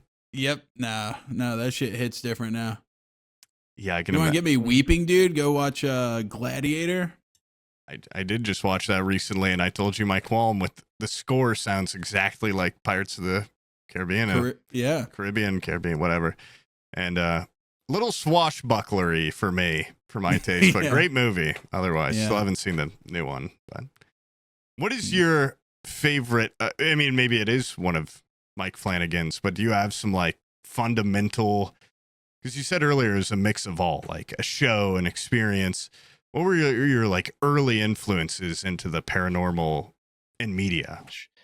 Well, my sister and I used to, when I was really young, before I ever had any paranormal experiences myself that I could ever remember, we used to sit and watch Most Haunted, which was it was a ridiculous British ghost show that is 100% fake. Like everything about that show, they scripted it, they faked all the experiences. They had a lot of psychics to drive the story forward who would just research the history or even just make stuff up. But, that right there was what I used to sit and watch that for hours with my sister.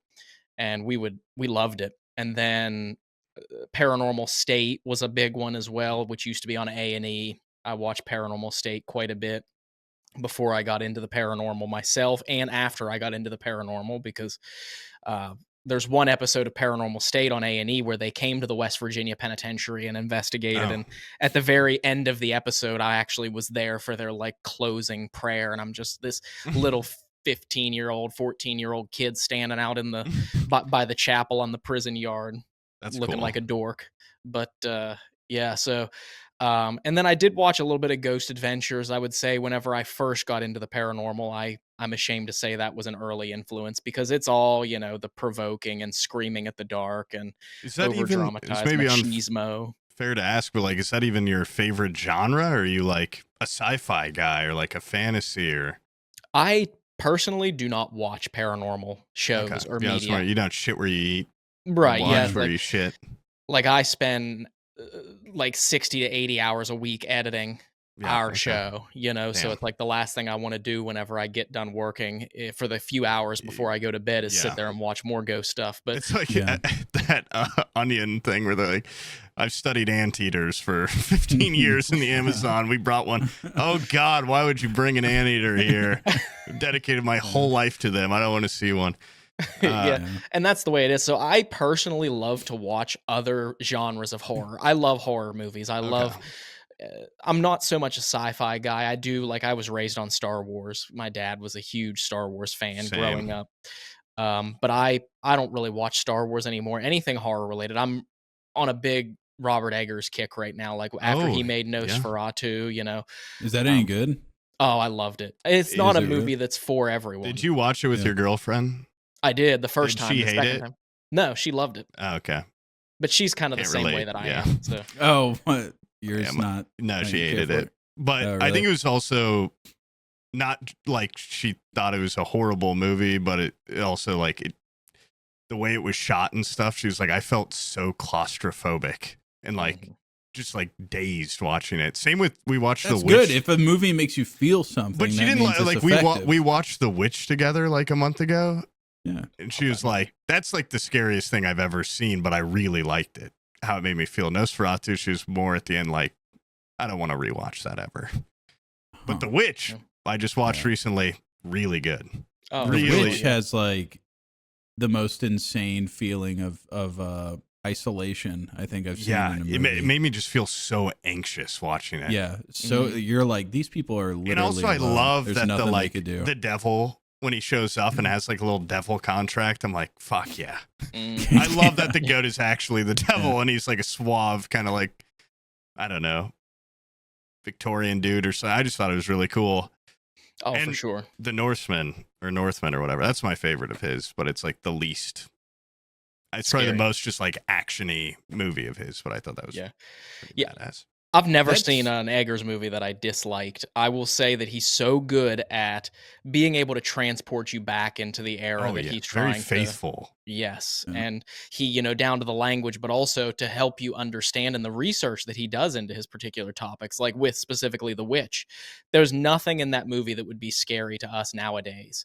Like in 21st century society, nothing happened that we would be like, well, I'm terrified. But he engrossed you in the late 1600s, the late 17th century so much that you became afraid of the things that they were afraid of back Yeah. then. And like I know? love how like it's not overly realistic where it's just like these people are stupid. What they believed in was fake, but like he brings the mythos into it. Even like the Northman, like there's a Draugr at one point. I'm like, that's so bad. Like I like that Norse mythology in it is like kind of a real thing. Mm-hmm. And like in The Witch, like there are real witches. And they're like flying around at the end and shit. In The Witch, isn't there like a moment where a baby gets ground up into like Very disturbing. Yeah. Way Yeah. too high to be watching that at the time. that would scare me today. All right, Yeah. I know that scared them back then, but Well, you just the kids like, going that would scare missing me and today. stuff. Trust Right. me. Yeah. Oh, for sure. Yeah, but the idea of witchcraft doesn't scare us Oh, nowadays, okay. is Yeah. what I meant. Well, the like- idea of my child being ground Yeah. up into mush does kind of put a I little wouldn't be chill scared up of my a spine. witch doing that to my child. I'm beyond that. I'm a modern man. I have an Yeah. iPhone. Yeah. That's right. Yeah. I would shine my flashlight app on them. Mhm. Gone. And I'd shoot my ghost gun over them. Blow their head. Yeah. Smooth. Yeah, Yeah. and just the idea of how back then any inconvenience, any tragedy that occurred was equated to the cause being witchcraft. It was like there was a witch Yeah. somewhere around because you had a child that died, and they lived in an era where they didn't fully understand diseases and bacteria and germs and things, and it was not uncommon back then to have 5 children and only have 2 of them survive past a a young age, past 5. A lot of children died back then. So it was like when they had a child died or someone died or there was a disease, it was evil. It was witchcraft. It was someone was consorting with the devil. We are so fucking lucky that we were born when we were born. Yeah. Oh my God. Yeah. What Like it was just such a normal thing to like have kids and then just a couple of them die and you get like, shit. Mhm. Like they weren't any different than us.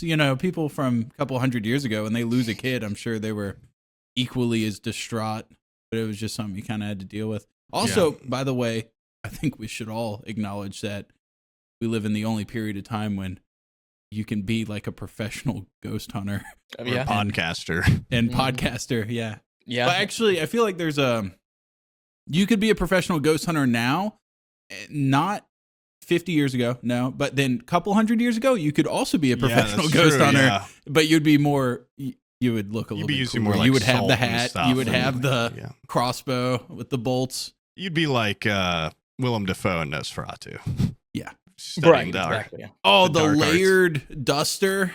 I think he has that, doesn't he, in that movie? When he I've showed seen up in the- on screen, I almost cheered. I Yeah. was so ready for him to show up. Yeah. I watched the whole movie waiting for the wrong thing. I think I had misread an article right before I went in, and I thought it said that Aaron Taylor Johnson hung dong at one point. In the whole movie, I was like, when is he gonna hang dong? And I saw Nosferatu dong, and I went, okay, that was gross. I like a palate cleanser. I'm interested. And then it's like the movie goes on. I'm like, there's less and less opportunity for this guy's pants to be off. And then there's like, I don't want to spoil it, but a really grim scene at his ending where I'm like, this dude is definitely not going to be in this movie much longer. And he's experienced a lot of loss. And he's in kind of like, he does take his pants off. And I'm like, this is when we're going to see it? Never saw it. Left the movie incredibly angry at that. Not that I was like so wanting to see his dong. Because it But sounds just- like you were. Yeah, that's what it comes off as. But I was more Yeah. promised by my own, Mhm. misconception of an article. I wonder if you could have gotten your ticket money back if you brought that up If with I the went to the cinema front manager. and said, I didn't know they meant Nosferatu dong. I'm not as interested in seeing that. Not that I'm interested in seeing Yeah. Aaron Taylor Johnson's dong, but it would have been, I think, for the whole audience, my girlfriend included, more exciting than the Nosferatu penis, which was, you don't even see this. Now it sounds like I'm really interested in all this, but you don't even really see his balls, and he's just got kind of a weird penis.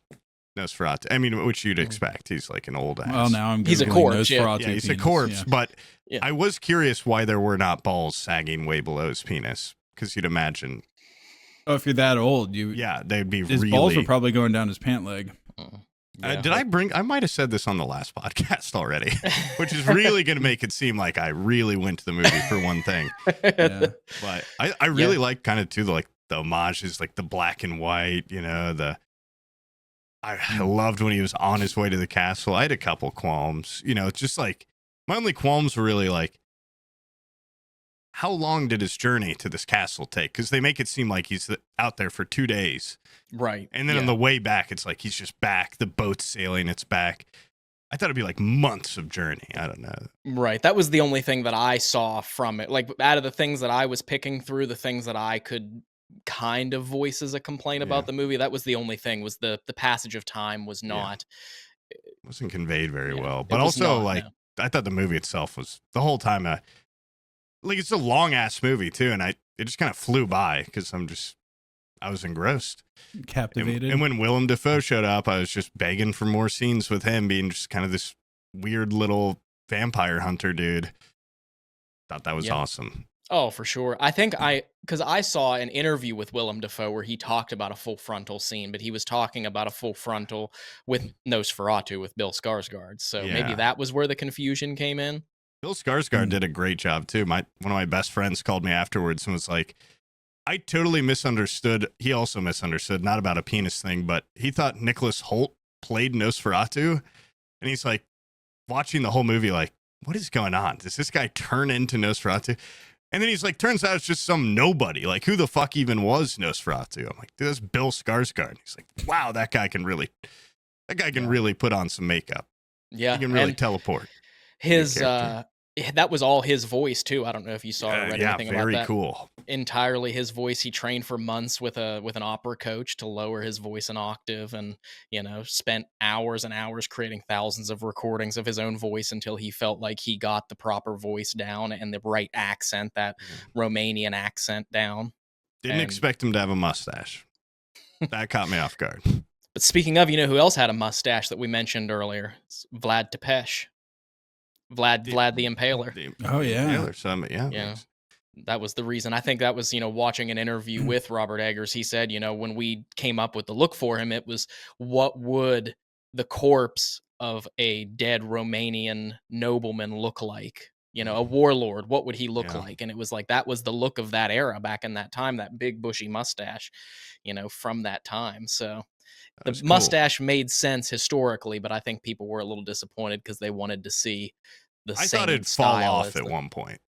To be honest, I thought he would earn his, like a superhero movie at the end. He'd earn his classic Nosferatu look.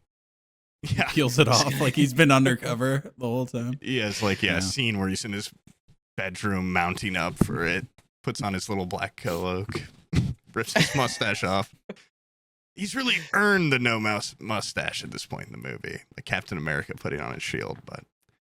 Yes. No, I thought it was good though. I saw his next movie is going to be called The Night, potentially. Would love to see a medieval movie by him. Yes.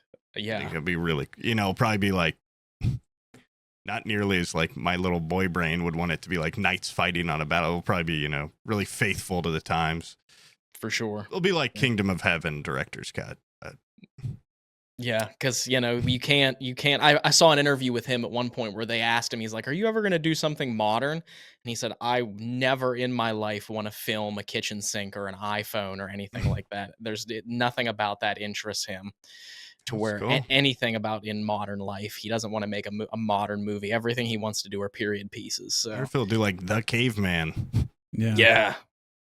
That'd be interesting, like or even like really sci-fi. Like, would he go in the future, or is he just looking back? I don't ever want to see an iPhone, but I'd see a future phone. Yeah, that would be cool. Minority Report level, where he's manipulating with his fingers.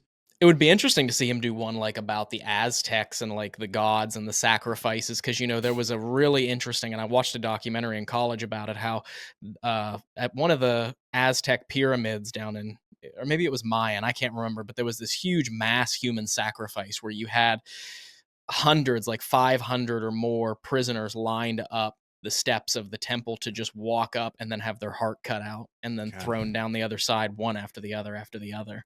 Yeah, I've seen Apocalypto, and I'd imagine it'd be like, that would suck. Like that, yeah. Horrible. Yeah. Well, they kind of made use of their pyramids a little bit cooler than the Egyptians did, though. They just kind of built them and left them. But they Aztecs were like, top. we took the time to build it. But let's at least kill people at the top of it or something cool. Yeah, concerts up there they probably had. Yeah. People playing bone xylophones and stuff. Yeah. Ooh, T-Wang. Star Wars Apocalypto fucking rocks, though. That movie's pretty another cool. movie I haven't seen since I was like 10 years old, but I remember watching that's it being worth like, a rewatch. Very cool. Very good. I saw. Yeah. Is that a Mel Gibson movie? It is. Yeah. I saw he's making Passion of the Christ 2, and there's more to the story. I'm interested to see what Passion of the Christ 2 could be. I think it's the same cast. Don't really know what would follow, but the same cast, the same guys playing Jesus. The same guys playing. Yeah, I think they're de-aging him or something. Oh, I feel like he could do a prequel where it's his teen years and stuff. But yeah. What goes on during? We should get like a Bible expert on here. I think we've had one multiple times, but we never asked him. Yeah, or we did and didn't get an answer that was funny. Yeah, like enough. What was Jesus doing in between the whole manger and like when he started doing miracles? Was he just hanging out? Was he rambunctious? Was he always a saint? There had to have been a moment where he was like, I got power. Like a teenager with like powers is gonna do something. Would that cave he was in be like a paranormal hotspot? Where the crucifixions happened, could you elicit? Does humanity know where that cave is? Is that even like a marked spot? Probably not. Yeah, I bet you that mountain, because I'm sure his crucifixion wasn't the only one that happened up there. I'm sure there was quite a few. That'd be interesting. Yeah, like that in the pyramid, like old hot spots of ghosts. Would you even be able to understand them? No, if that's you the recorded thing. them? People always ask, like, why don't you go to other countries that, like, you know, like, we've had people ask about us coming to the Philippines and things like that, and it's like, I need when you need a translator to speak to people to know where you're going, how are you going to talk to ghosts or understand what they're saying to you, you know? And then how are they going to understand what I'm saying to them if I don't speak their language, they don't speak mine? They just be like, who's this idiot? Or if you get a wandering around? recording and it's like, hey, what's up? You know, people will be like, this is fake. Yeah, But if you exactly. went to the Philippines, and, hey man, and how's there's it just like hanging? a bro, like a bro ghost over there. He speaks English. Yeah, or even That's kinda- or even like Romania. That's one of the reasons why I'm like, Yeah. I want to go to Romania, but I don't know, because I wouldn't be able to speak any of those ancient languages that they spoke over there. It'd just be Maybe really that was cool, a like Jewish ghost history. and Mhm. that put the coins in your friend's pocket. Yeah. He speaks Hebrew, and he was What, like, you I don't didn't know how to expect talk to me these here? people. Yeah, Why So he not? speaks with coins. Could be, yeah. Yeah, here you go, Never- homie. Here's 5 coins. That's insane. The whole like shekel thing. Yeah, that was one of the Pretty most awesome. bizarre things, and It's cool to get a If- physical like token though too. Yeah. my friend Steve still has it in his collection because he has a paranormal museum, which he's still looking to relocate with to a new building because he lost the building that he had it in. Yeah, that's sad. But he's looking for a new location, but he still has a bunch of the stuff. Like he has that coin still in his museum, and he has the cap that went with the electric chair at the West Virginia Penitentiary, and I collecting. love little trinkets. Yeah. I think it's fair. Would he want ideally for it to be in a old, potentially haunted building, or would he go modern? I think at this point he's just looking for anything, you know. But he wants to stay in Moundsville, West Virginia, because that's where his family is. That's where he's from, you know. So it's just tough to find a building that comes available that would be big enough and be convenient enough to hold his collection, because he's got a lot of stuff at this point. Is that public information where he lives, or do you want us to cut that? No, I mean that's where he had his museum for many years, you know. That's cool. So yeah, he definitely he has a collection, I tell you. He has funeral artifacts and prison stuff, and he has a couple things that are serial killer related, and he has a wicker cooling casket from the Victorian era. And I wish I had it on hand. I think it's in my garage or something. My mom got me like the creepiest birthday present ever, where it seems like, it's obviously like manufactured haunted, but it's some woman in Michigan makes like, it's basically like a shadow box, but or that's not what they're called. What are they? I don't know what they're called. It's like an old drawer from a really old thing, and then it's got like an really old German doll that's apparently, some authentic old doll, and then they've put like a raccoon skull on it, and then a bent forks all around it, and then like notes from the family all over it and stuff. It just feels, it's almost like too explicitly haunted that you can't take it seriously. Whereas like maybe just a cap from a chair would be a more authentic haunted item.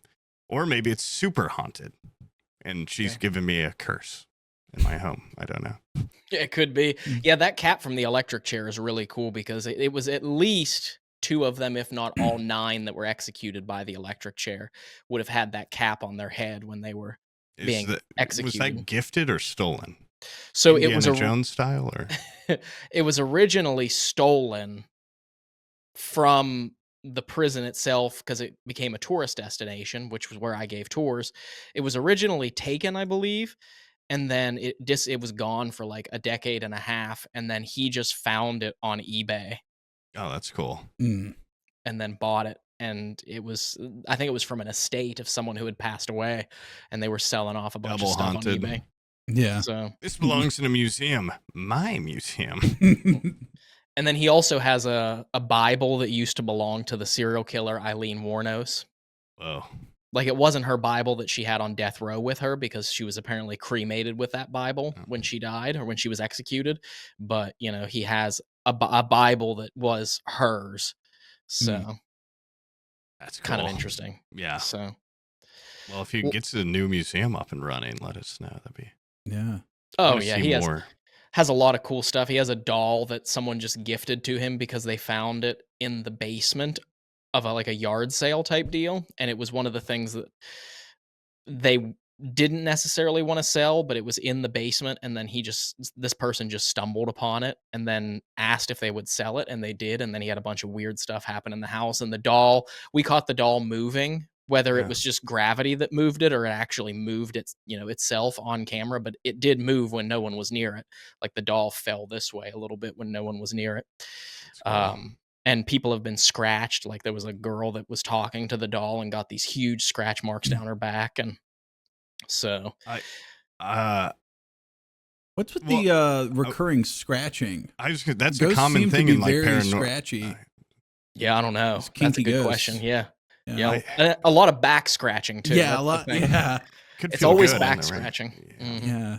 Well, it's scarier because you don't see it hickeys at or first. anything? Little ghost hickeys?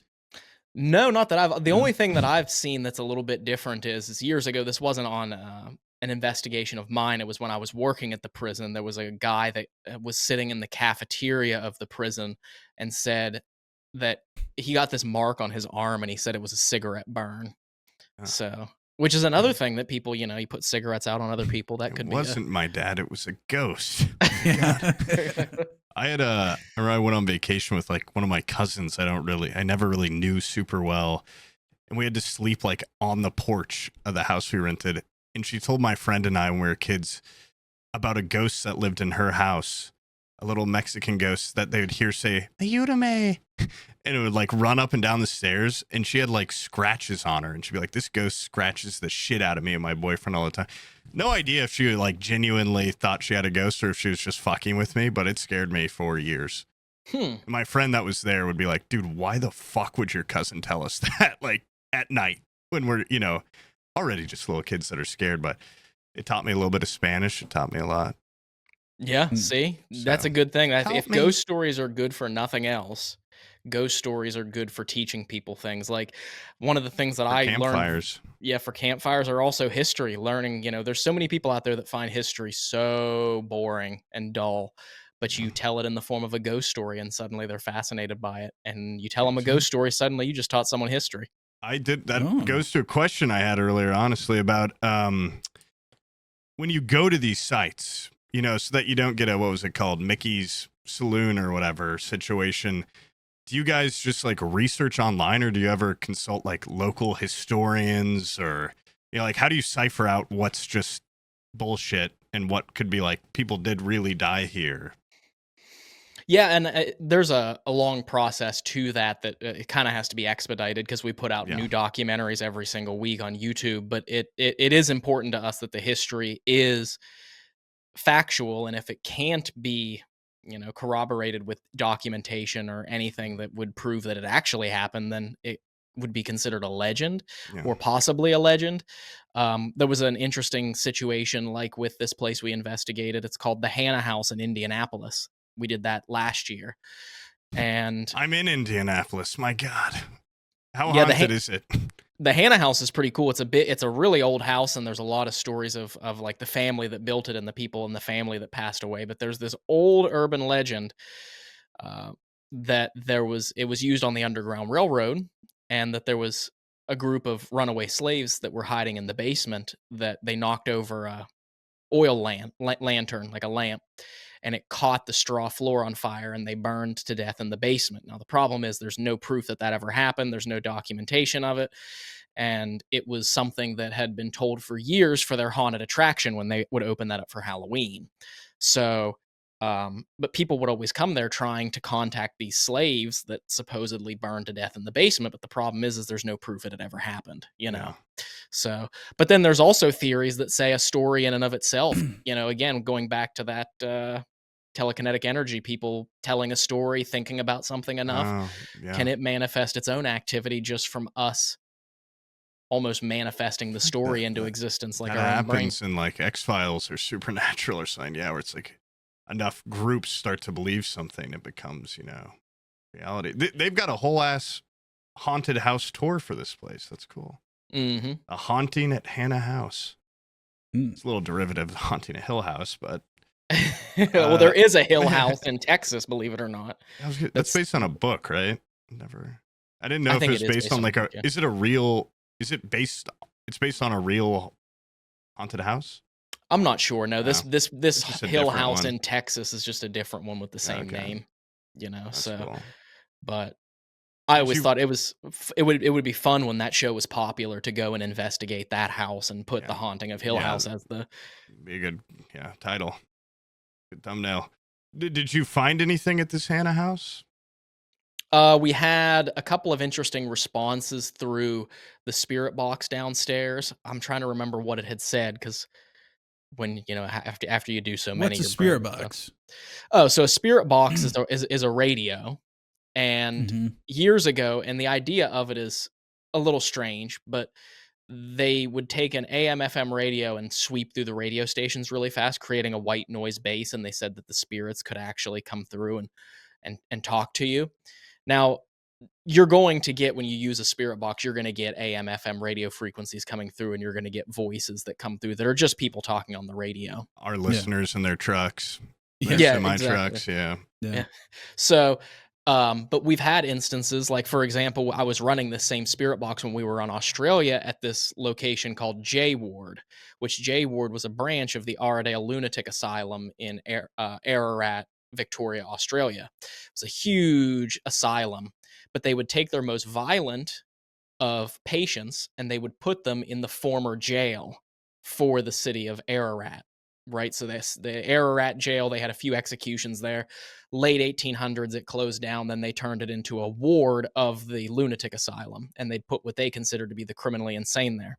Anyway, there was a guy that they had there named Gary Webb, and Gary Webb was huge for self-mutilation. I mean, he would, I think they said he'd like cut off 72 pieces of himself over his lifetime, and would just, including his donger, and he was just, because he was told that if he hurt himself, they would send him to the hospital and he could get out of the asylum and he would get transferred. So he just did it over and over and over again.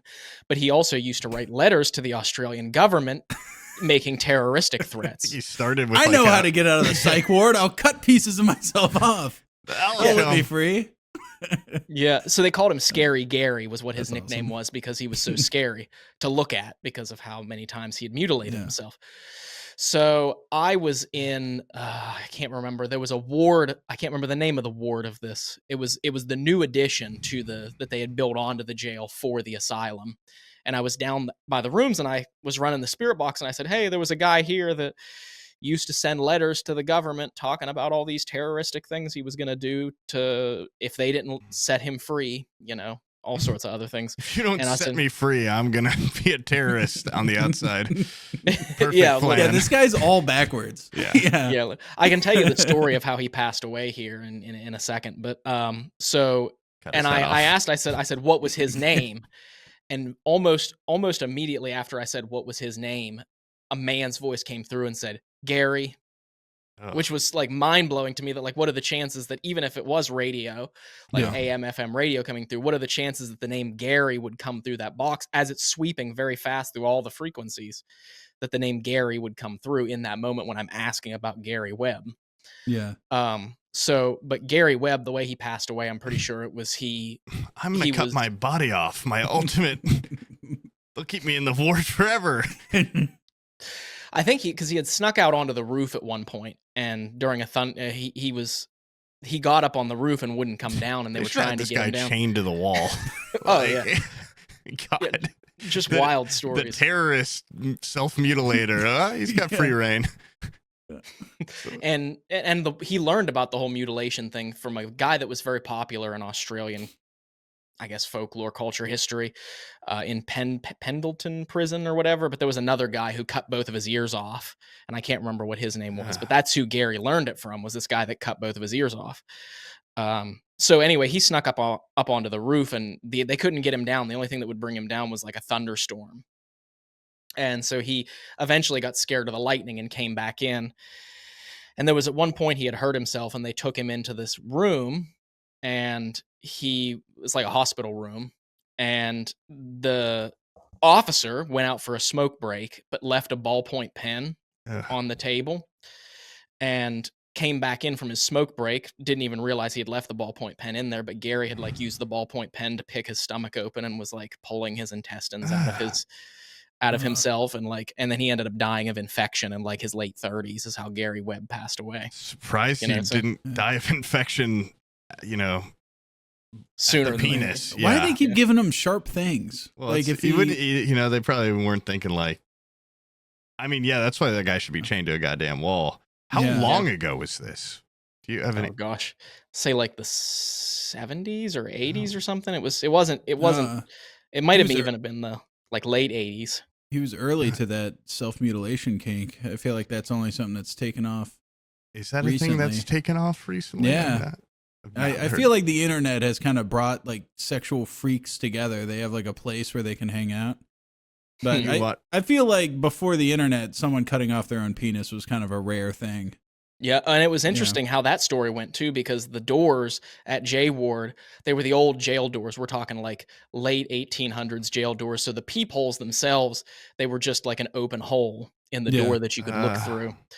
And according to the nurse that was on duty that day, and this is how the story was told to me, that she was walked past his door and slipped on something. She thought it was a slug on the floor in front of his cell. That's embarrassing. That she wasn't like, I thought it was an anaconda. No, it's a slug. He cut his dick off and poked it through the hole. That rocks, dude. Yeah, that and fucking rocks. Threw it out into the hallway, and the night nurse stepped on it and slipped on it and thought it was a slug. Christ. Oh, I thought it was like a grain of rice. Yeah.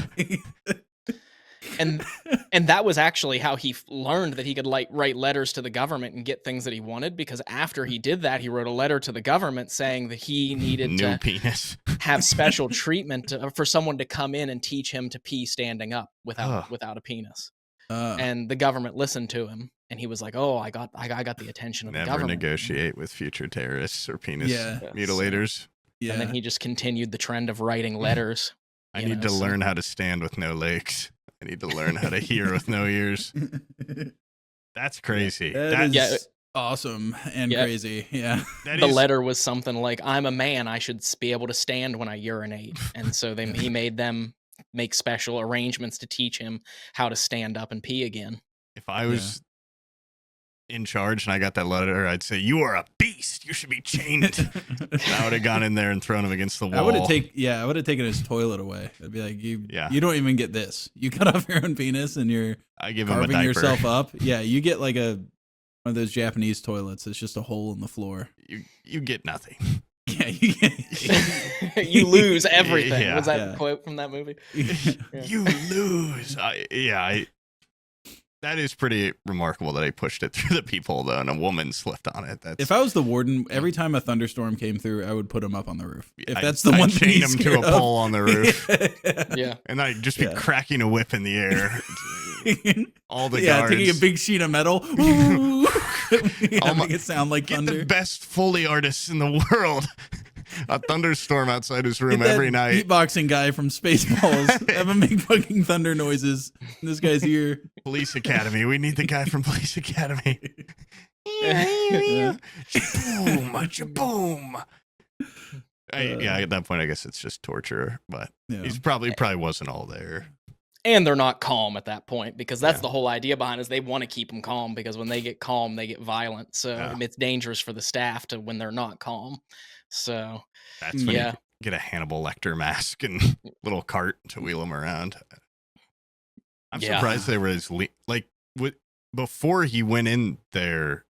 I guess I'm like working under the presumption that he was like this horrible criminal that killed a bunch of people, but was he just self-mutilating, or was he like killing people? Yeah, I mean, it was like a robbery gone bad. If I'm remembering the story correctly, it was like a robbery gone bad. Maybe I'm being a little harsh on the guy. Okay.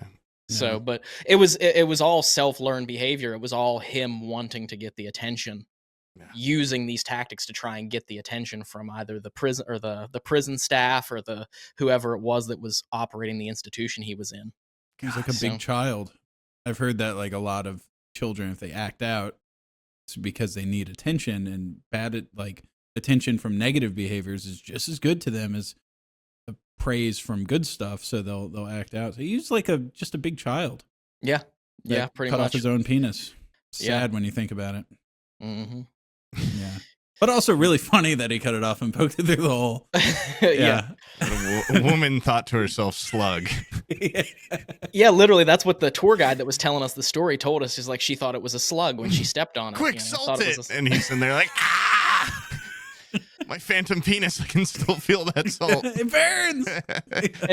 and the way she told the story too was it was like, you know, after she had stepped on it, you know, it was like, well, no reattaching that now. God. You know, Oh, shit, a slug. Crush it. Banana slug. Yeah, she had her golf shoes on. Yeah. Full spiked Doc Martens. I hate slugs. Now, if it had been a snake, I love those. But yeah. this is too small to be a snake. And look at that, we're learning history now too. All through a ghost story. And yeah, that's true. Yeah, what a vessel for a history. Now I know of a man that had a slug penis and put it through a hole. Like, how do you think he just ripped it off, or like he doesn't have a knife in there? Like, I don't know. They had told us, I can't remember exactly what he used, but or they did he had use told- the hole? Like he Oh, put yeah. it through the Can't hole remember, and then to be just like fell to his knees. Yeah, I mean, Yeah. I guess any method, you know. What a I'm master not of sure. pain too, though. He's Mhm. Yeah. what a bad thing for a Hellraiser type to catch. You know, he would fucking thrive there, I'm sure. Shit. The Xenobites. Look at or all the whatever. equipment. I've been doing this with a ballpoint pen. Give me that knife. Oh, you got little hooks on chains? Nails in the head. I never thought of this. My God, it's brilliant. And it wasn't that hard to get sharp objects in there because you have to think that, you know, it wasn't built to be a mental hospital. It was built to be a jail. All of it's like sure. bars and prisons and metal, and you get Mm. enough, you know, friction. You can scrape. You can, even if you somehow get a razor blade in there, you can, if you scrape got a steel lot of- plating enough with a razor blade, you can cut through it, you know, so God. make Huh. knives and stuff out of that, sharpen it on the concrete. So yeah.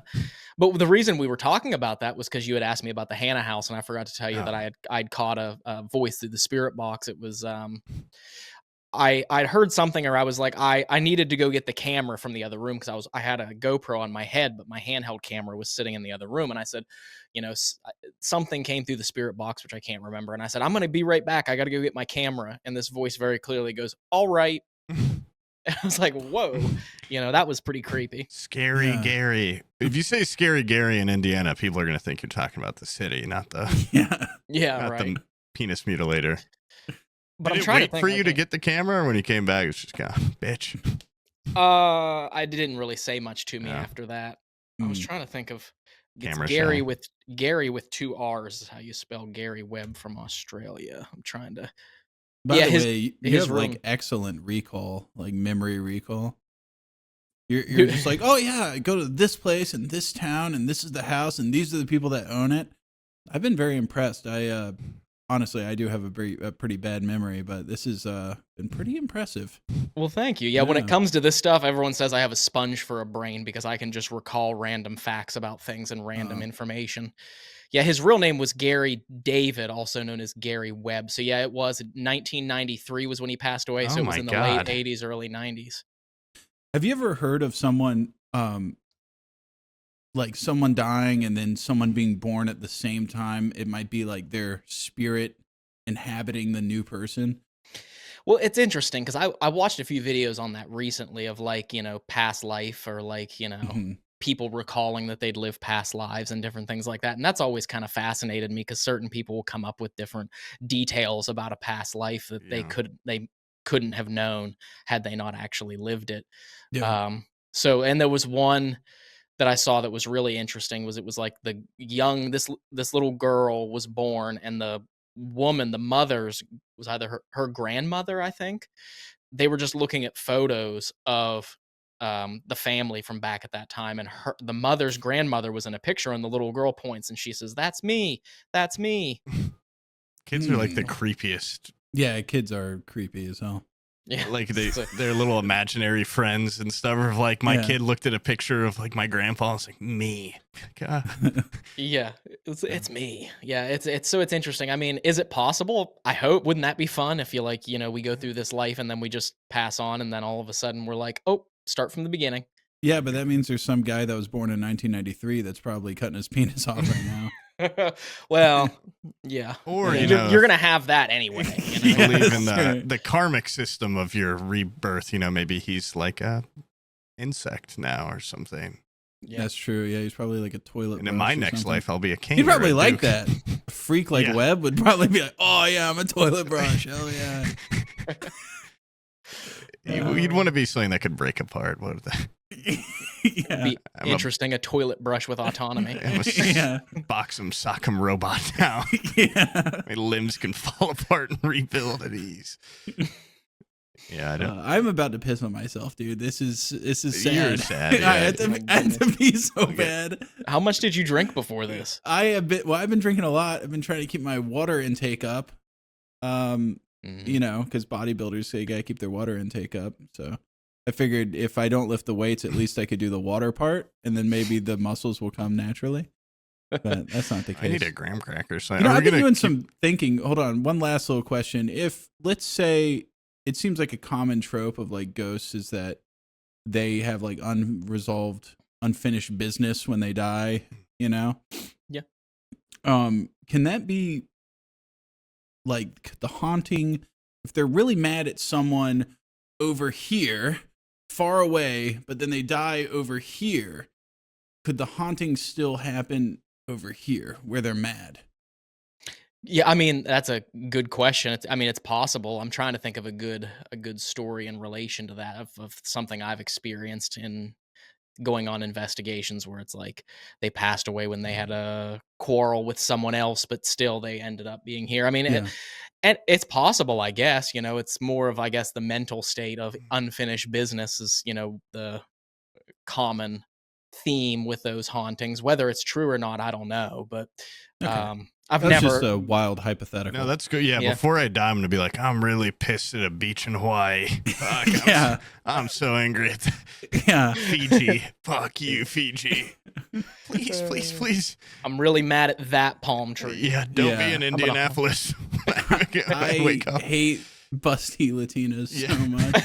I All hate of them. traveling, Yeah. traveling around the world. I think it's stupid. All-inclusive resorts. Yeah, was that the Sandals resorts or whatever? I Yeah. hate sandals. And I love Gary, Indiana. I've got no qualms with it. No need to revisit.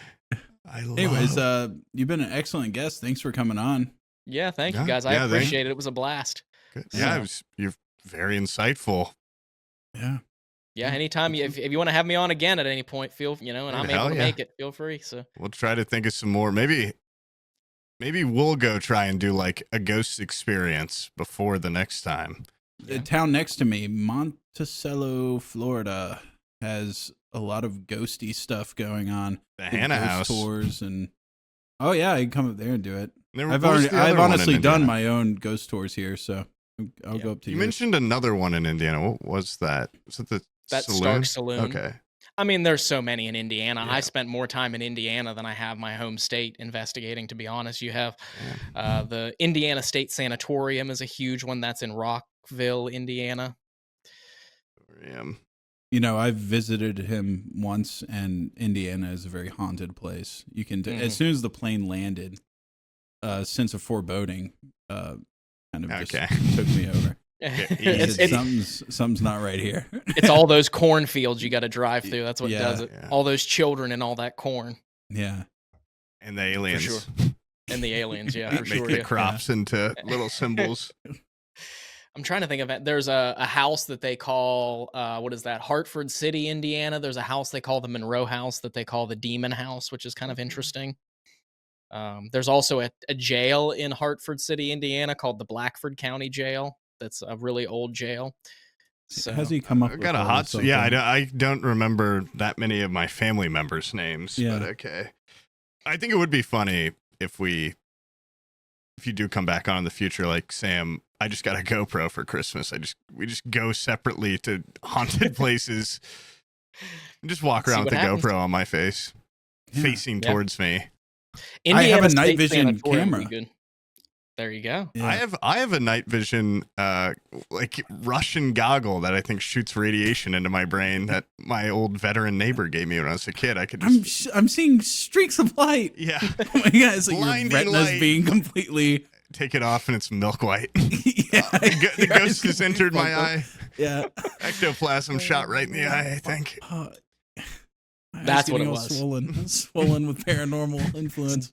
Definitely Yeah. ectoplasm. Ghost job. Yeah. Oh my God. Yeah, next time you come see us, we're both gonna have cut off our penises.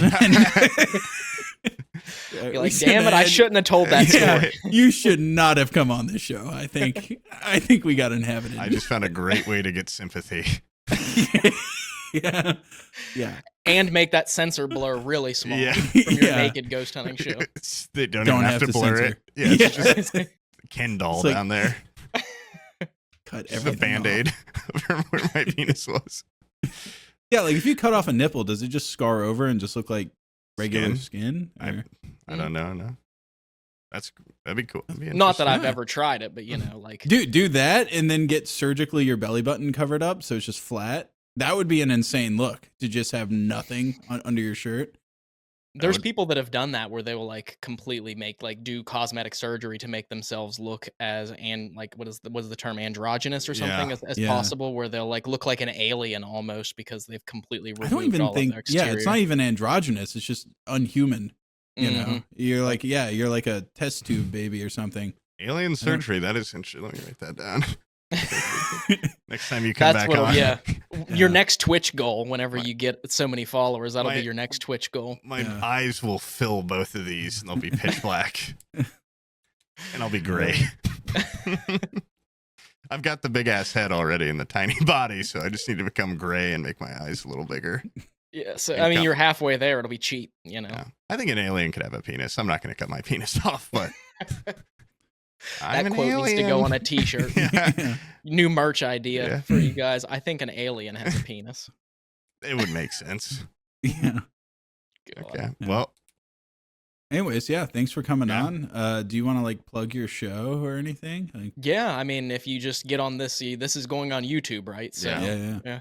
if you just go on this same website that we're looking at right now, youtube.com, and you just go to the search bar and type in Paranormal Quest, you can find it there. And we have over 500 different videos of paranormal investigation documentaries of many, many different locations that you can watch. Yeah. So Apparently, even some weekly. local. That's, weekly. That made me feel like shit, by the way, because it Yeah. takes me like 15 days to make a video game video, and This then you're like, podcast "Yeah, I won't went be out to for a 2 place weeks and went and like looked for ghosts and stuff." and edited. Yeah, and edited, Yeah, it's a lot. and I they're like sit- an hour long. They Yeah. are, yeah, sometimes closer to 2 hours, and I'll sit in front of the computer and I'll edit all like 16 hours a day for 4 days straight, and then I'll have one done and put it out, and then go travel and film somewhere and do it all over again. So Jeez. Yeah, I feel like a piece of shit right now. Thanks for that. Yeah. Real- 0 out of 10 would not recommend. I long for the day that I can actually hire an editor to do this, but it's so labor intensive. It would cost me a fortune to get someone to edit the stuff that we do. That Yeah. because it is like documentary film editing. It's not like putting together a vlog or something. It's nobody would want to do that. Nobody would want to do that. Or going through night vision footage of like 10 hours of night vision footage. Nobody wants to do that. Yeah. Sitting there fair. watching nothing happen. Hmm. It's like Wow. watching paint dry. Yeah. Yeah. Watching one of So- my streams, having to edit through it. I would actually. I feel like I'd be scared too, because an editor would feel compelled to put something in or Yeah. ham something up. VFX. Right. Yeah. Yeah, that's get like- really good at VFX. Yeah. Just CGI a ghost in there. Yeah. I have had someone else do editing for the channel, but he's a really close friend and he has his own paranormal YouTube channel as well. So it's like, my friend Connor, he's an editor and he does them himself. So he knows how it goes. So whenever I don't have time to edit, I'll ask him, but but since he has his own channel, Yeah, it would be, he can't knows. be a full time. Yeah. Yeah. Yeah. So, but All absolutely. right. Well, thanks for coming on. That about wraps it up. I'm going to hit the end thing now. All right. Good deal. Thank you guys.